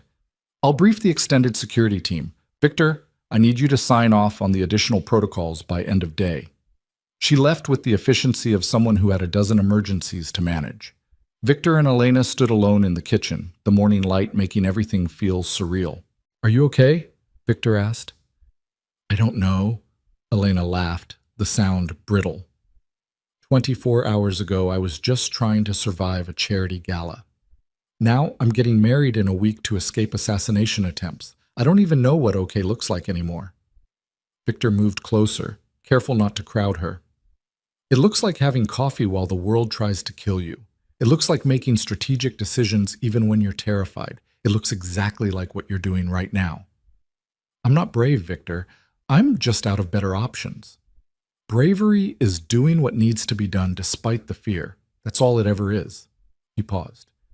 The estate is about an hour outside the city. We should leave around 1 if you want to see it in daylight. Elena nodded, already feeling the day slipping away from her control. The next few hours passed in organized chaos.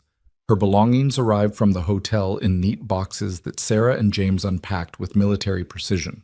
Martin called 3 times with legal updates, all bad news about Marcus's challenges. And Victor disappeared into his office for calls that Elena tried not to think too hard about.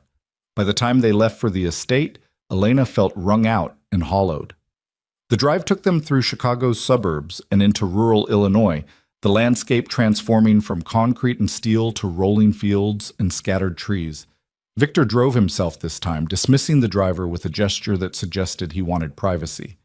They rode in silence for the first 20 minutes. Then Victor spoke. There's something you should know about the estate. Elena turned to look at him. What?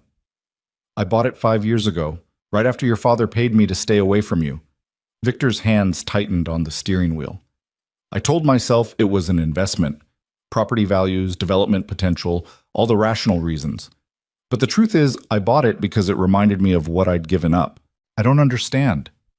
You told me once, at one of your father's parties, that you dreamed of living somewhere you could see stars, somewhere quiet enough to think. Victor's voice was rough with memory. This place has the darkest skies in the region. On clear nights, you can see the Milky Way. Elena's breath caught. She'd forgotten that conversation, forgotten the girl who'd shared dreams with a man she thought might love her back. Why are you telling me this? Because I want you to know that 6 years ago, when I took your father's money and broke your heart, part of me broke too. I've spent these years building power and telling myself it was enough. But it wasn't. It never was. Victor glanced at her, his expression raw. This marriage might have started as strategy, Elena, but for me, it's also a second chance to do right by you, to be someone worthy of the trust you're placing in me. Elena didn't know what to say. Anger and longing warred in her chest, old wounds opening alongside tentative hope. Don't make promises you can't keep, she said finally. I'm not. Everything I'm telling you is true. Victor turned down a private road, gravel crunching under the tires. And if you hate the estate, we'll find somewhere else for the ceremony. But I wanted you to see it first. They crested a hill, and Elena's breath stopped completely. The estate sprawled across the landscape like something from a dream, a stone manor house surrounded by gardens that had been designed for beauty and privacy in equal measure. Behind it, a small lake reflected the afternoon sky. Trees created natural barriers that felt protective rather than confining. It was stunning, peaceful. Everything that Chicago wasn't. Victor parked in front of the main house and turned to gauge her reaction. It's beautiful, Elena whispered. Come inside. The interior matched the exterior's elegance. Hardwood floors, exposed beams, floor-to-ceiling windows that framed the landscape like living art. But it wasn't ostentatious. Every detail suggested comfort and permanence rather than displays of wealth. Victor led her through rooms that had been furnished but felt unoccupied, as if waiting for someone to make them home. I've never actually lived here, he admitted. I come out on weekends sometimes, but it's mostly been empty. Why? Because it felt like a fantasy, a place that didn't fit the life I was actually living. Victor opened French doors that led to a stone terrace. But if we have the ceremony here, maybe it becomes real. Maybe it becomes somewhere you'd actually want to be. Elena stepped onto the terrace, looking out over gardens that stretched toward the lake. The quiet was profound, just wind through trees and distant bird calls. I can see the appeal, she said carefully. But Victor, having the wedding here means bringing our war to your sanctuary. Are you sure that's what you want? I want you safe. Everything else is negotiable. Victor joined her at the terrace railing. And after the wedding, after the reception in the city, this could be somewhere you come when Chicago gets too heavy. A place that's just yours. The offer was too generous, too weighted with implications about a future beyond 1 year. Don't, Elena said, don't make this more than it is. We have a deal, 1 year. After that, you're free to leave, Victor finished. I know. But that doesn't mean I can't hope you might want to stay. Elena turned to face him fully. Why? Why would you want that? You barely know me anymore. I know that you walked into a room full of predators and held your ground. I know that you stood up to Marcus when he tried to destroy you publicly. I know that you're brave enough to marry someone dangerous to protect what's yours. Victor's expression was achingly honest. I know enough to know I want to learn everything else. Victor, her phone rang, shattering the moment. Elena pulled it out, seeing Martin's name. I should take this, she said. Of course. She walked back inside, answering as she moved through the beautiful empty rooms. Martin, what's wrong? Everything. Martin's voice was strained. Marcus just held a press conference. He's claiming that you're mentally unfit to manage the Ward estate, that Victor is manipulating you, and he's produced documents supposedly from your therapist in New York questioning your emotional stability. Elena felt the floor tilt beneath her. Those are confidential. He can't He did. They're all over the news. Elena, this is bad. He's not just fighting you in court anymore. He's trying to destroy your reputation completely. How did he get my therapy records? I don't know, but we need to respond immediately. If we don't, the narrative becomes that you're an unstable woman being controlled by a criminal. Martin paused. Elena, I think we need to consider postponing the wedding. Give ourselves time to fight this properly. No. The word came out hard and absolute. We move forward. The wedding happens in 1 week exactly as planned. Elena, think about this. I am thinking. Marcus wants me to look weak and manipulated. Postponing the wedding proves his point. Going through with it shows strength. Elena's voice steadied with certainty. We're not giving him that victory. Silence. Then Martin sighed. All right, but we need a PR strategy, something that counters his narrative. I'll handle it. Elena hung up and turned to find Victor standing in the doorway, his expression dark with controlled fury. I heard, he said, Marcus needs to be dealt with. What does that mean? It means I'm done playing nice. Victor pulled out his own phone. He went after your medical records. That's not just unethical, it's illegal. And it gives us leverage. What kind of leverage? The kind that ends this. Victor made a call, his voice dropping into the cold command Elena had heard him use with Rebecca. I need everything on Marcus Ward, every dirty deal, every illegal arrangement, every skeleton in every closet, and I need it by tomorrow morning. He listened for a moment, then continued. I don't care what it costs. This ends now. Victor hung up and met Elena's eyes. Your cousin wants to play dirty? We'll show him what dirty actually looks like. Elena should have been horrified. Should have protested that they couldn't sink to Marcus's level. Instead, she felt savage satisfaction. What are you planning? We expose him, completely. The business fraud, the illegal kickbacks, the deals he made with your father's enemies, everything that proves he's not fit to run a lemonade stand, let alone the Ward empire. And if that destroys him? Then he should have thought about that before he leaked your confidential medical information to the press. Victor's expression was granite. Elena, I told you I protect what's mine. Marcus just made this personal. He's going to regret it. Elena thought about her cousin's cruelty at the gala, about the therapy records he'd stolen and weaponized, about 6 years of him waiting like a vulture for her father to die so he could claim everything. Do it, she said. Burn his world down. Victor's eyes flashed with approval and something darker. The wedding is in 6 days. We'll release everything the day before. Let Chicago see exactly who Marcus Ward really is right before you and I stand up together and claim your inheritance. He'll retaliate. Let him try. By then, you'll be my wife. Attacking you will be attacking me, and I guarantee Marcus doesn't have the resources for that war. Elena moved to the window looking out at the peaceful landscape that would soon host her wedding, a ceremony that had started as strategy and was becoming something far more complicated. I should go back to the city, she said. Face the media. Make a statement. Not alone, Victor joined her at the window. We do this together. Unified front, remember? Victor, you don't have to. Yes, I do. That's what partnership means. He turned her to face him, his hands gentle on her shoulders. Elena, I need you to understand something. What Marcus did today wasn't just an attack on you. It was an attack on us, on this alliance we're building, and I don't let attacks go unanswered. Even if answering them puts you at risk, especially then, because protecting you protects us both. Victor's grip tightened slightly. Trust me on this. We go back to Chicago, we make a statement that shows strength and unity, and we let Marcus know that he just made the biggest mistake of his life. Elena searched his face for calculation or manipulation, but found only fierce determination. Victor meant every word. He was ready to go to war for her. The realization was terrifying and exhilarating in equal measure. Okay, she said, let's go back and fight. They drove back to Chicago in focused silence, both preparing for the battle ahead. By the time they reached the city limits, Victor had coordinated with his PR team and scheduled a press conference for that evening. The penthouse was controlled chaos when they arrived.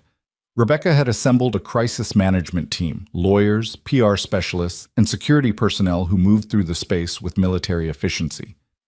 "We've drafted a statement," a woman in her 30s said, handing Elena a tablet. "It addresses the therapy records breach, reframes your mental health care as responsible self-care, and questions Marcus's ethics and motives."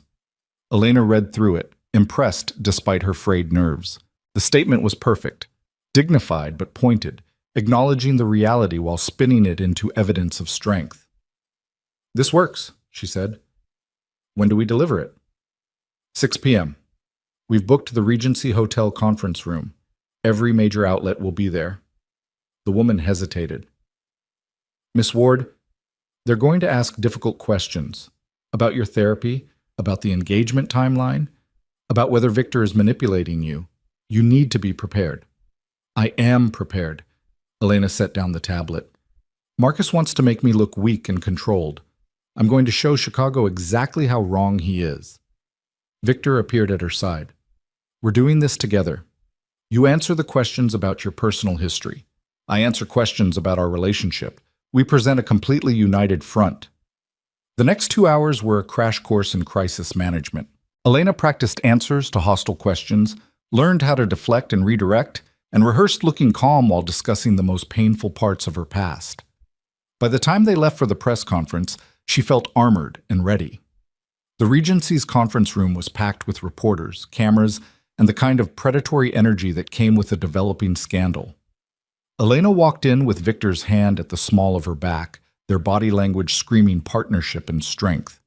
They took their positions behind a podium bristling with microphones. Elena spoke first, her voice steady and clear. "Thank you all for coming. I'm here to address the documents that my cousin Marcus Ward illegally obtained and distributed to the media. Yes, I attended therapy after leaving Chicago 6 years ago. I sought help processing a difficult period in my life, and I'm proud of that choice. Mental health care isn't weakness, it's wisdom. The fact that Marcus would weaponize confidential medical information tells you everything you need to know about his character and his desperation to claim an inheritance that isn't his." She paused, letting that land. "I returned to Chicago to mourn my father and manage his estate as he wished. I became engaged to Victor Hale because he represents stability, protection, and partnership in a complicated transition. Our relationship is built on mutual respect and shared goals. Anyone suggesting otherwise is either lying or projecting their own inability to imagine healthy partnership." Questions erupted immediately. "Miss Ward, how do you respond to accusations that you're being manipulated?" Elena's smile was sharp. "I spent 6 years building a successful business career based on my own decisions and abilities. I negotiated complex deals, managed difficult personalities, and created value without anyone's help. The idea that I'm suddenly incapable of making strategic choices insults that entire track record. I chose to marry Victor because it serves my interests and protects my inheritance. That's not manipulation. That's intelligence." "Mr. Hale, what do you gain from this marriage?" Victor leaned into the microphone. "I gain a partner who's brilliant, brave, and willing to fight for what's hers. I gain political stability and legitimate business connections. And yes, I gain access to the Ward family's influence. This is a mutually beneficial arrangement between equals. Anyone who sees manipulation in that is revealing their own inability to recognize female agency." "But you rejected Miss Ward 6 years ago. Why marry her now?" 6 years ago was complicated. I made choices I regret to protect someone I cared about from dangers she didn't understand. Now those dangers are managed, and I have the privilege of making better choices." Victor's hand found Elena's, their fingers intertwining in front of the cameras. "I'm grateful Elena gave me a second chance to be the partner she deserves." The questions continued, each one designed to find cracks in their story. But Elena and Victor had prepared well. They deflected, redirected, and maintained absolute unity throughout. Then a reporter from a tabloid raised her hand. "Miss Ward, your cousin claims you're mentally unstable and unfit to manage your father's empire. Do you have any response to that?" Elena felt Victor tense beside her, but she kept her voice level. "My response is that Marcus is terrified. He spent 3 years assuming he'd inherit my father's empire. My return shattered that assumption. So he's lashing out with lies and stolen medical records because he has no legitimate claim. The courts will determine who's fit to manage the Ward estate, but I'm confident that when they compare my business track record to Marcus's history of fraud and questionable dealings, the choice will be obvious. What fraud are you referring to? Elena smiled. Ask Marcus. I'm sure he'd be happy to explain. It was a shot across the bow, a warning that they had ammunition and weren't afraid to use it. The press conference ended shortly after. Elena and Victor left through a back exit where security was waiting. That was perfect, Victor said once they were in the car. You were perfect. We were perfect. Elena leaned back against the seat, adrenaline crashing into exhaustion.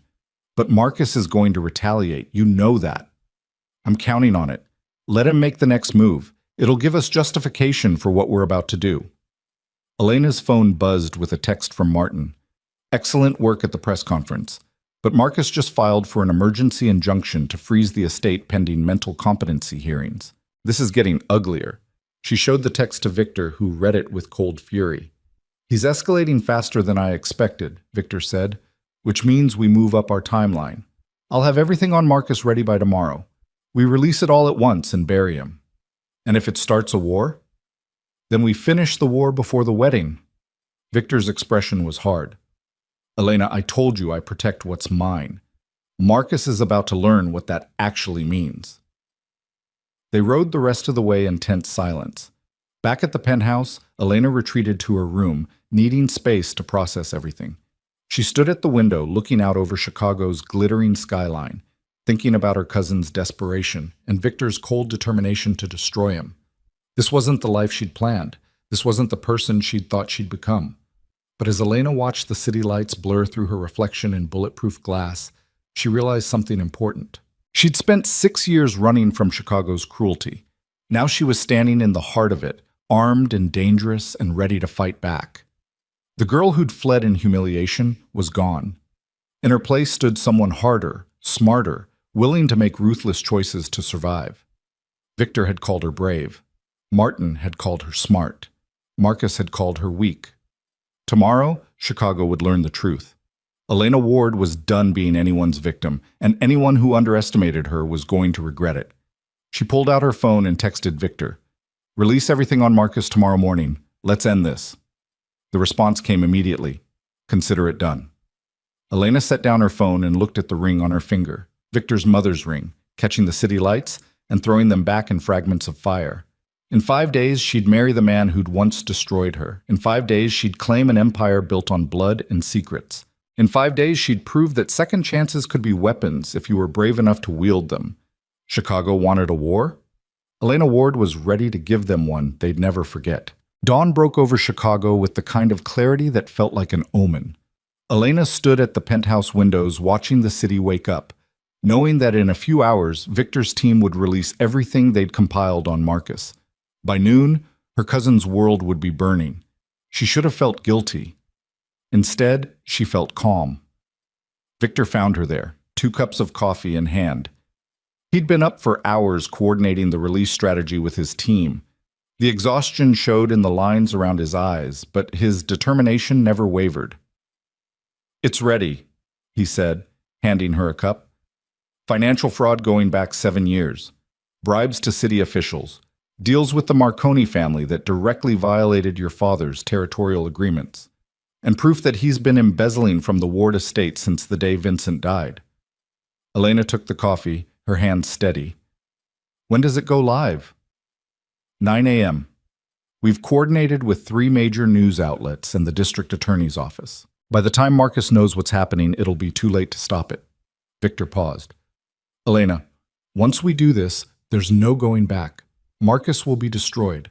Arrested, probably. The Ward family name will take a hit. The Ward family name was built on violence and exploitation, Elena said quietly. Maybe it's time for it to burn a little. Victor's expression shifted into something that might have been admiration. You've changed since coming back to Chicago. You're harder now. I had to be. This city doesn't reward softness. No, Victor agreed, it doesn't. They stood together in the pre-dawn light, 2 people about to declare war on Elena's own blood. The weight of it settled between them like a physical presence. Are you sure about this? Victor asked one last time. Elena thought about Marcus's cruelty at the gala, about her stolen therapy records, about 3 years of him circling her father's empire like a vulture waiting for death. She thought about the girl she'd been 6 years ago and the woman she'd become. I'm sure, she said. Do it. Victor made the call. The next 3 hours were a masterclass in controlled chaos. Victor's PR team coordinated releases across multiple platforms. Legal documents hit the district attorney's desk with evidence so comprehensive that arrest warrants were inevitable. News outlets ran stories with headlines that would end Marcus's credibility permanently. By 8:30, Elena's phone was exploding with calls from associates, lawyers, and people she barely knew, all wanting to know if the allegations were true. Martin called at 8:45, his voice tight with shock. Elena, what have you done? The entire city is talking about Marcus. The evidence is everywhere. The DA is already moving to indict. I did what was necessary, Elena said calmly. Marcus tried to destroy me with stolen medical records. I responded with facts about his criminal activity. There's a difference. This is going to have consequences. The associates won't like you using Victor's resources to take down family. Then they'll have to decide if they care more about family loyalty or about working with a documented criminal. Elena's voice was steel. I'm done playing nice, Martin. Marcus wanted war. He got it. What about the wedding? This happened 5 days before you're supposed to marry Victor. The timing looks calculated? It is. That's the point. Elena watched news coverage on Victor's multiple screens, seeing Marcus's face next to words like fraud, embezzlement, organized crime. We're sending a message. Anyone who comes after me faces consequences. Anyone who threatens this alliance gets destroyed. Martin was quiet for a long moment. You sound like your father. The words should have stung. Instead, Elena felt oddly validated. Maybe that's not entirely bad. Vincent Ward knew how to consolidate power. I'm just applying his lessons more selectively. Be careful, Elena. Power changes people. I'd hate to see you become what you're fighting against. I won't, Elena promised. Because unlike my father, I know when to stop. Marcus crossed lines that couldn't be ignored. But once he's dealt with, I'm going back to building something better, not destroying for the sake of destruction. She hung up and turned to find Victor watching her from across the room. Martin's worried about you, Victor said. Martin's always worried. It's his default state. Elena moved to the windows, watching Chicago react to the news. How long before Marcus responds? He already did. 3 attempted calls to me, all of which I ignored. 4 messages threatening legal action. 1 very creative death threat. Victor's mouth curved without humor. He's panicking. Good. Let him panic. Victor crossed the room to stand beside her. Elena, there's something you should know. The Marconi family reached out this morning. They want a meeting. Elena's pulse quickened. About what? About the power vacuum Marcus's arrest will create. About their business arrangements with the Ward estate. About making sure the transition doesn't disrupt their interests. Victor's expression was carefully neutral. They're testing us, seeing if we're stable enough to honor existing agreements or vulnerable enough to exploit. When do they want to meet? Tomorrow, the day before the wedding. Elena laughed, the sound sharp with disbelief. Of course they do. Maximum pressure, minimum time to prepare. We can refuse. Tell them to wait until after the wedding. No. Elena straightened, decision crystallizing. We meet with them. Show them that we're not afraid and we're not vulnerable. That the Ward-Hale alliance is strong enough to handle whatever they throw at us. Victor studied her face. You're sure? The Marconis aren't like the associates or the legal challenges. They're actually dangerous. So are we. Elena met his eyes. Aren't we? Victor's expression shifted into something fierce and proud. Yes, we are. The rest of the day unfolded with relentless momentum. Marcus was formally arrested at 2 p.m., led out of his downtown office in handcuffs while cameras captured every humiliating second. The Associate Board held an emergency meeting and voted unanimously to remove him from any position of authority within the Ward empire. By sunset, Marcus Ward was finished. Elena watched it all unfold with satisfaction that felt earned. She'd been called weak, manipulated, mentally unfit. Now she'd proven that she was none of those things. She was strategic, ruthless when necessary, and willing to do whatever it took to protect what was hers. The question was whether that made her strong or just as damaged as the people she was fighting. Victor found her in the guest room that had become hers, sitting on the bed with documents spread around her like a paper fortress. "You should eat something," he said. "Mrs. Chen left dinner." "I'm not hungry." "Elena." Victor sat beside her, careful not to disturb the papers. "You won today. Marcus is finished. The estate is secure. You can breathe for a minute." "Can I?" Elena gestured to the documents. "These are the agreements the Marconis want to discuss tomorrow. Protection rackets, money laundering, loan sharking. My father's legacy is soaked in blood and exploitation. Destroying Marcus doesn't change that. So change it. You wanted to dismantle the criminal operations. Start with the Marconi agreements. And risk starting a war with one of Chicago's major crime families 3 days before our wedding? You risked that when you destroyed Marcus." Victor's voice was gentle but firm. "Elena, you can't have it both ways. Either you're willing to fight for what you believe in, or you're not. Which is it?" Elena looked at the man who'd once broken her heart and was now pushing her to be braver than she felt. The irony was almost too much. "I want to end the protection rackets," she said finally. "The ones targeting immigrant communities, small businesses that can't afford to fight back. Those end immediately. The Marconis can find other revenue streams or go to hell."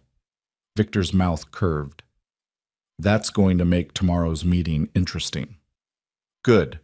I'm tired of interesting meetings that end with me compromising my values."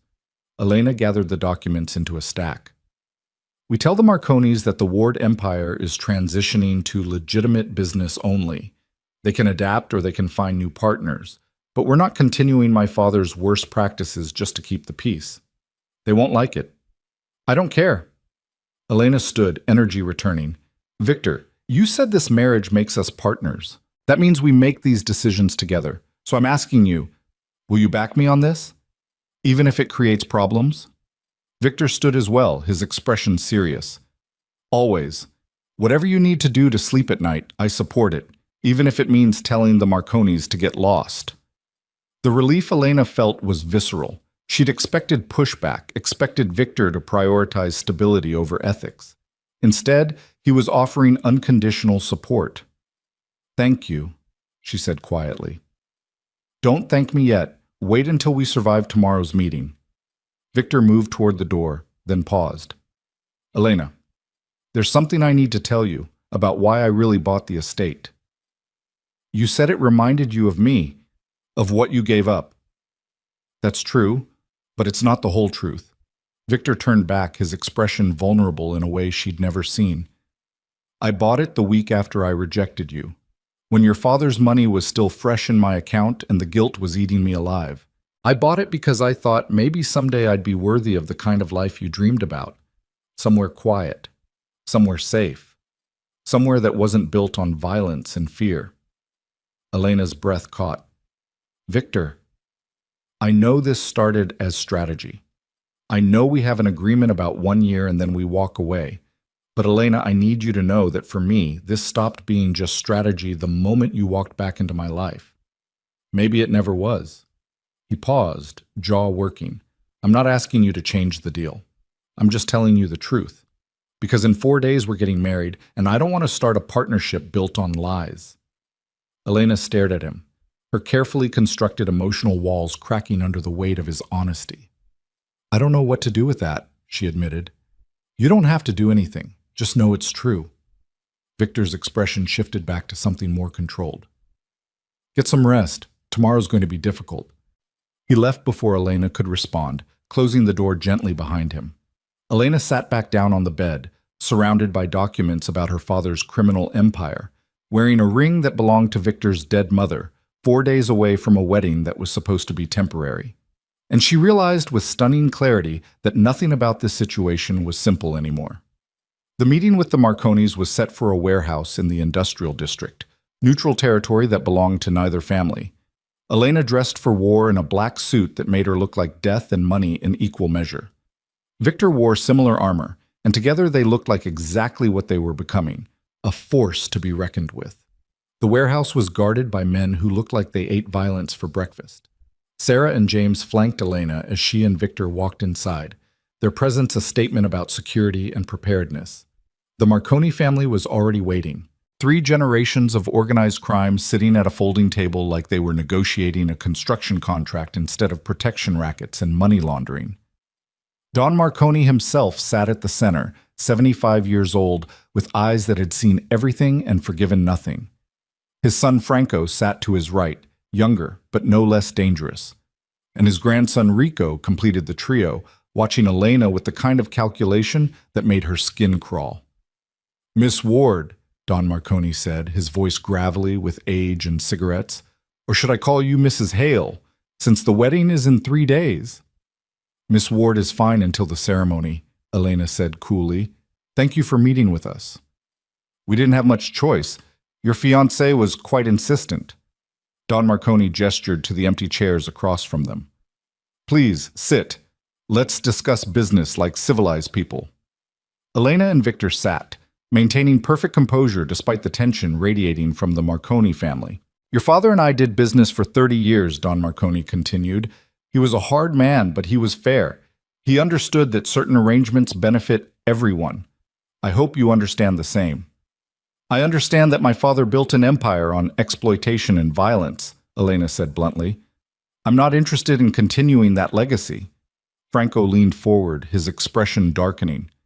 "You're not interested in honoring agreements your father made? Agreements that kept your family safe all these years?" "I'm interested in running legitimate businesses. The protection rackets end. The loan sharking ends. The money laundering through Ward properties ends." Elena kept her voice level. "I'm willing to discuss legitimate business partnerships, real estate development, import-export with legal goods, financial investments that don't involve breaking the law. But the criminal operations are over."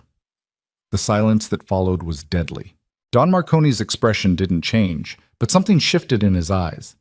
"You're making demands that could have serious consequences, Miss Ward." "I'm making changes that reflect my values," Elena corrected. "If those changes create problems for your family, I'm sorry. But they're not negotiable." Rico laughed, the sound harsh. "You think marrying Victor Hale makes you untouchable? You think his reputation protects you from reality? You're a naive little girl playing at power." Victor's hand shot out, grabbing Rico's wrist before the younger man could react.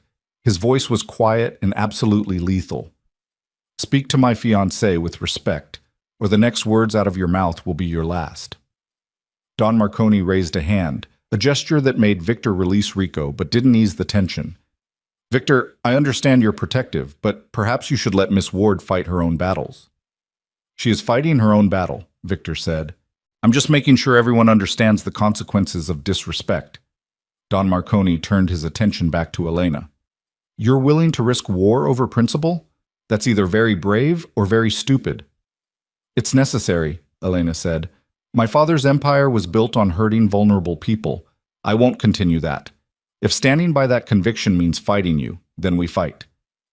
"Even knowing that we have resources you can't match? Connections that reach into every corner of this city?" "Even knowing that." Elena leaned forward. "Don Marconi, I understand you're trying to intimidate me, trying to make me back down like my father probably would have wanted me to. But I'm not my father, and I'm not afraid of you." The old man studied her for a long moment. Then, shockingly, he smiled. "You have spine. I respect that.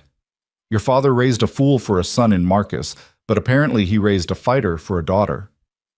"I raised myself," Elena corrected quietly. "Even better." Don Marconi sat back. "Very well, Miss Ward, we'll end the protection rackets and loan operations tied to Ward properties. But we expect compensation for lost revenue, and we expect favorable terms on any legitimate partnerships you're offering." "Fair enough. My lawyers will coordinate with yours on the details." Elena extended her hand across the table. "Do we have an agreement?" Don Marconi took her hand, his grip surprisingly strong for a man his age.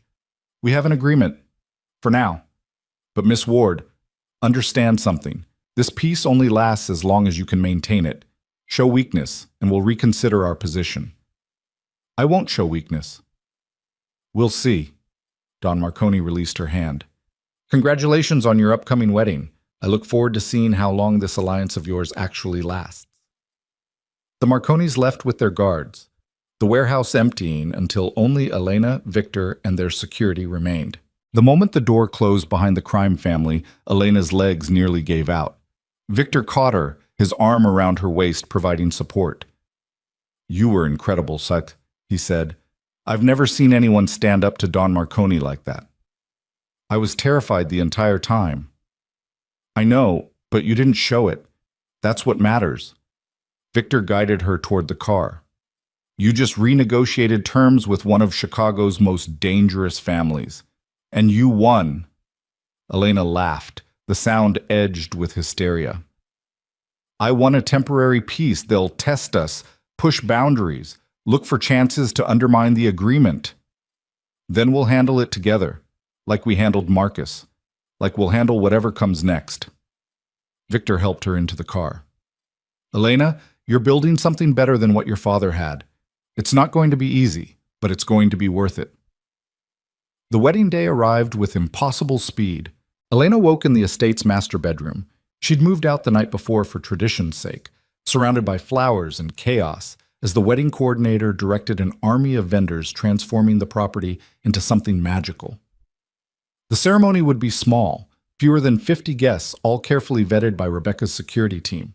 The associate board would be there, along with key political allies and a handful of people Elena actually cared about. Martin would walk her down the aisle since she had no family left worth claiming. Elena stood at the window overlooking the gardens where she'd marry Victor in 3 hours, trying to sort through emotions that refused to be categorized. This was supposed to be strategic, a one-year arrangement to protect her inheritance and give Victor political legitimacy.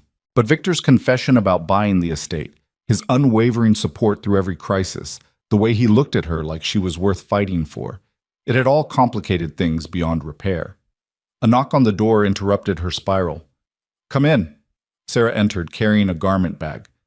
The dress arrived. Want to try it one more time? Might as well make sure it still fits.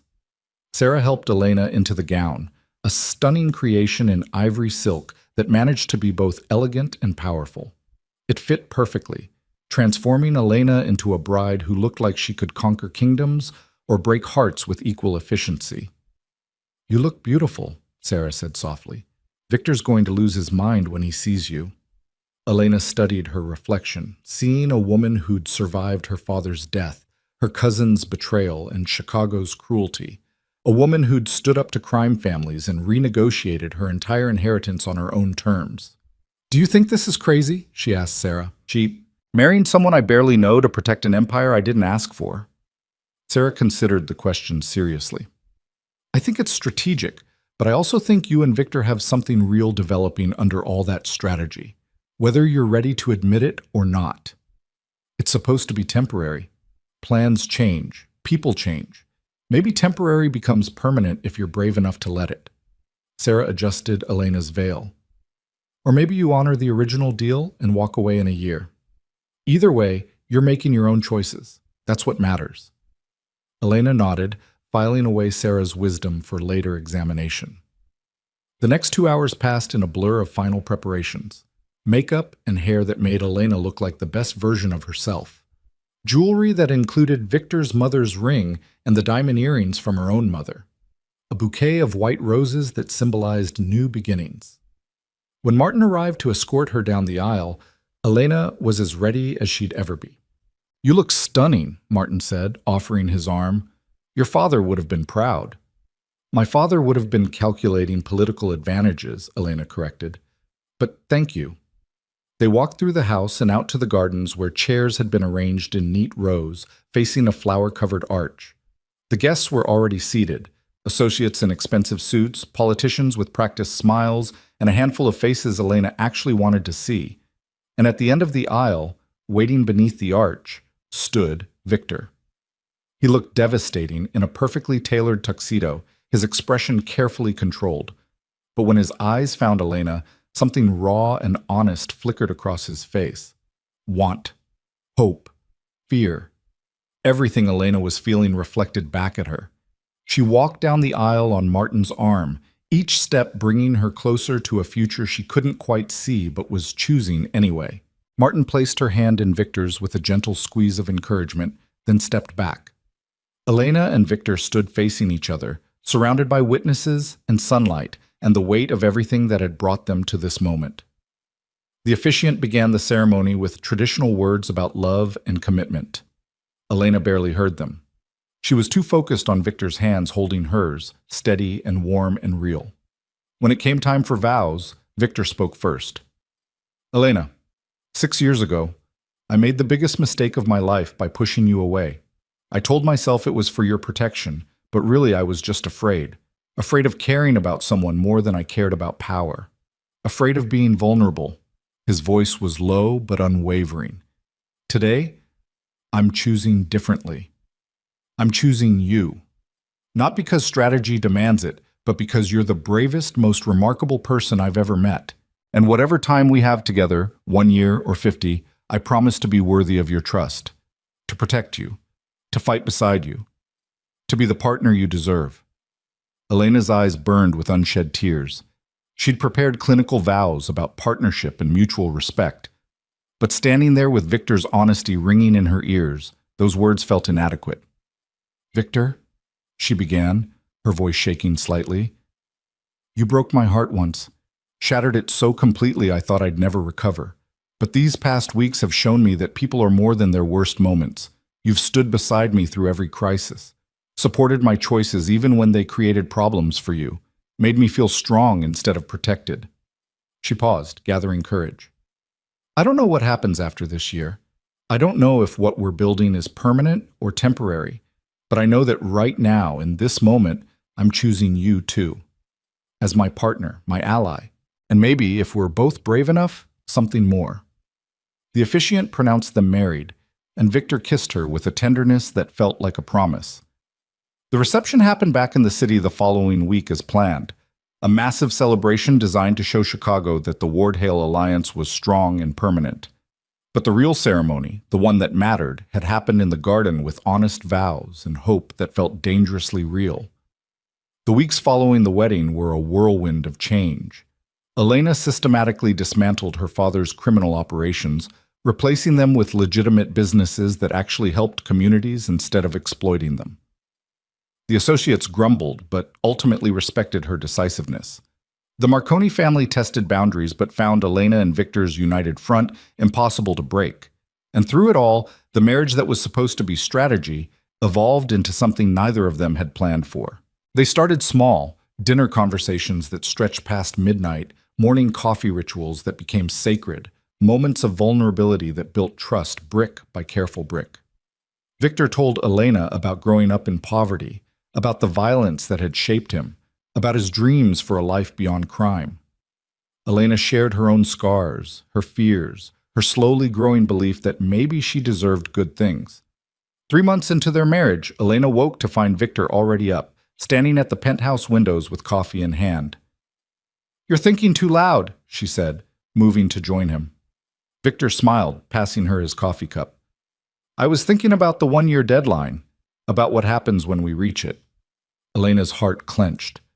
"We still have 9 months." "I know, but Elena, I need to tell you something." Victor turned to face her fully. "I don't want this to end. I don't want 1 year, I want forever." The confession hung between them, vulnerable and terrifying and perfect. "Victor, you don't have to answer now. I just needed you to know. This stopped being an arrangement for me months ago. Maybe it never was." His expression was achingly honest. "I love you, Elena. However long it took, whatever complications exist, that's the truth. And if in 9 months you decide you want to walk away, I'll honor our agreement. But I hope you won't." Elena set down the coffee cup with shaking hands. She thought about the girl who'd been rejected 6 years ago, about the woman she'd become, about the partnership she'd built with the man standing in front of her. "I don't want to walk away either," she said quietly. "I'm terrified of that, of wanting this to be real and having it fall apart. But Victor, somewhere between Marcus's arrest and renegotiating with the Marconis and learning how you take your coffee, I fell in love with you too." Victor's expression transformed into pure joy. Yeah? Yeah. Elena moved into his arms, feeling like she was finally home. So maybe we rewrite the deal. Maybe instead of 1 year and then walking away, we make this permanent. For real. Not because strategy demands it, but because we choose it. I choose it, Victor said immediately. Every day, for the rest of my life, I choose you. He kissed her then, and it felt like every kiss should feel, like promise and passion and partnership all wrapped together. We should probably tell people, Elena said when they finally broke apart. Martin's going to have a heart attack when he finds out the strategic marriage became a real one. Let him. Everyone else too. Victor's smile was brilliant. Let Chicago see that we didn't just survive our arrangement. We built something better than anything your father or my enemies could have imagined. 6 months later, Elena stood on the terrace of the estate, watching the sun set over gardens that had become her sanctuary.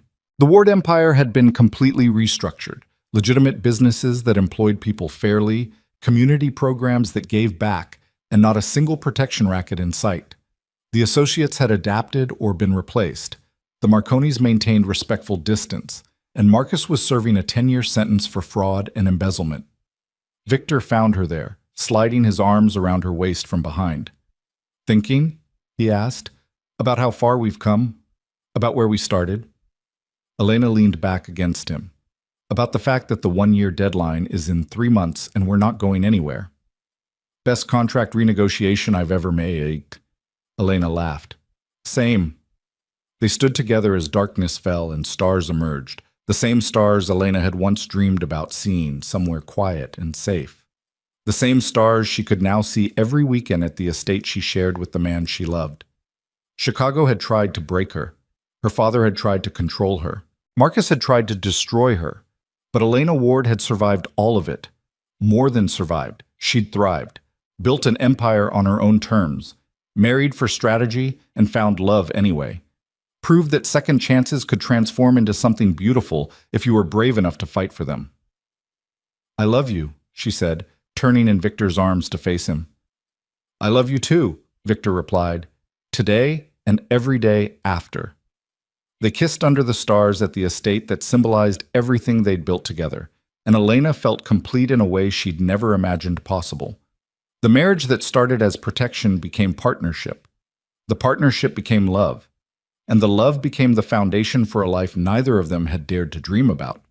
Chicago's most feared crime boss and Vincent Ward's once broken daughter had rewritten every rule about power, loyalty, and what it meant to choose each other.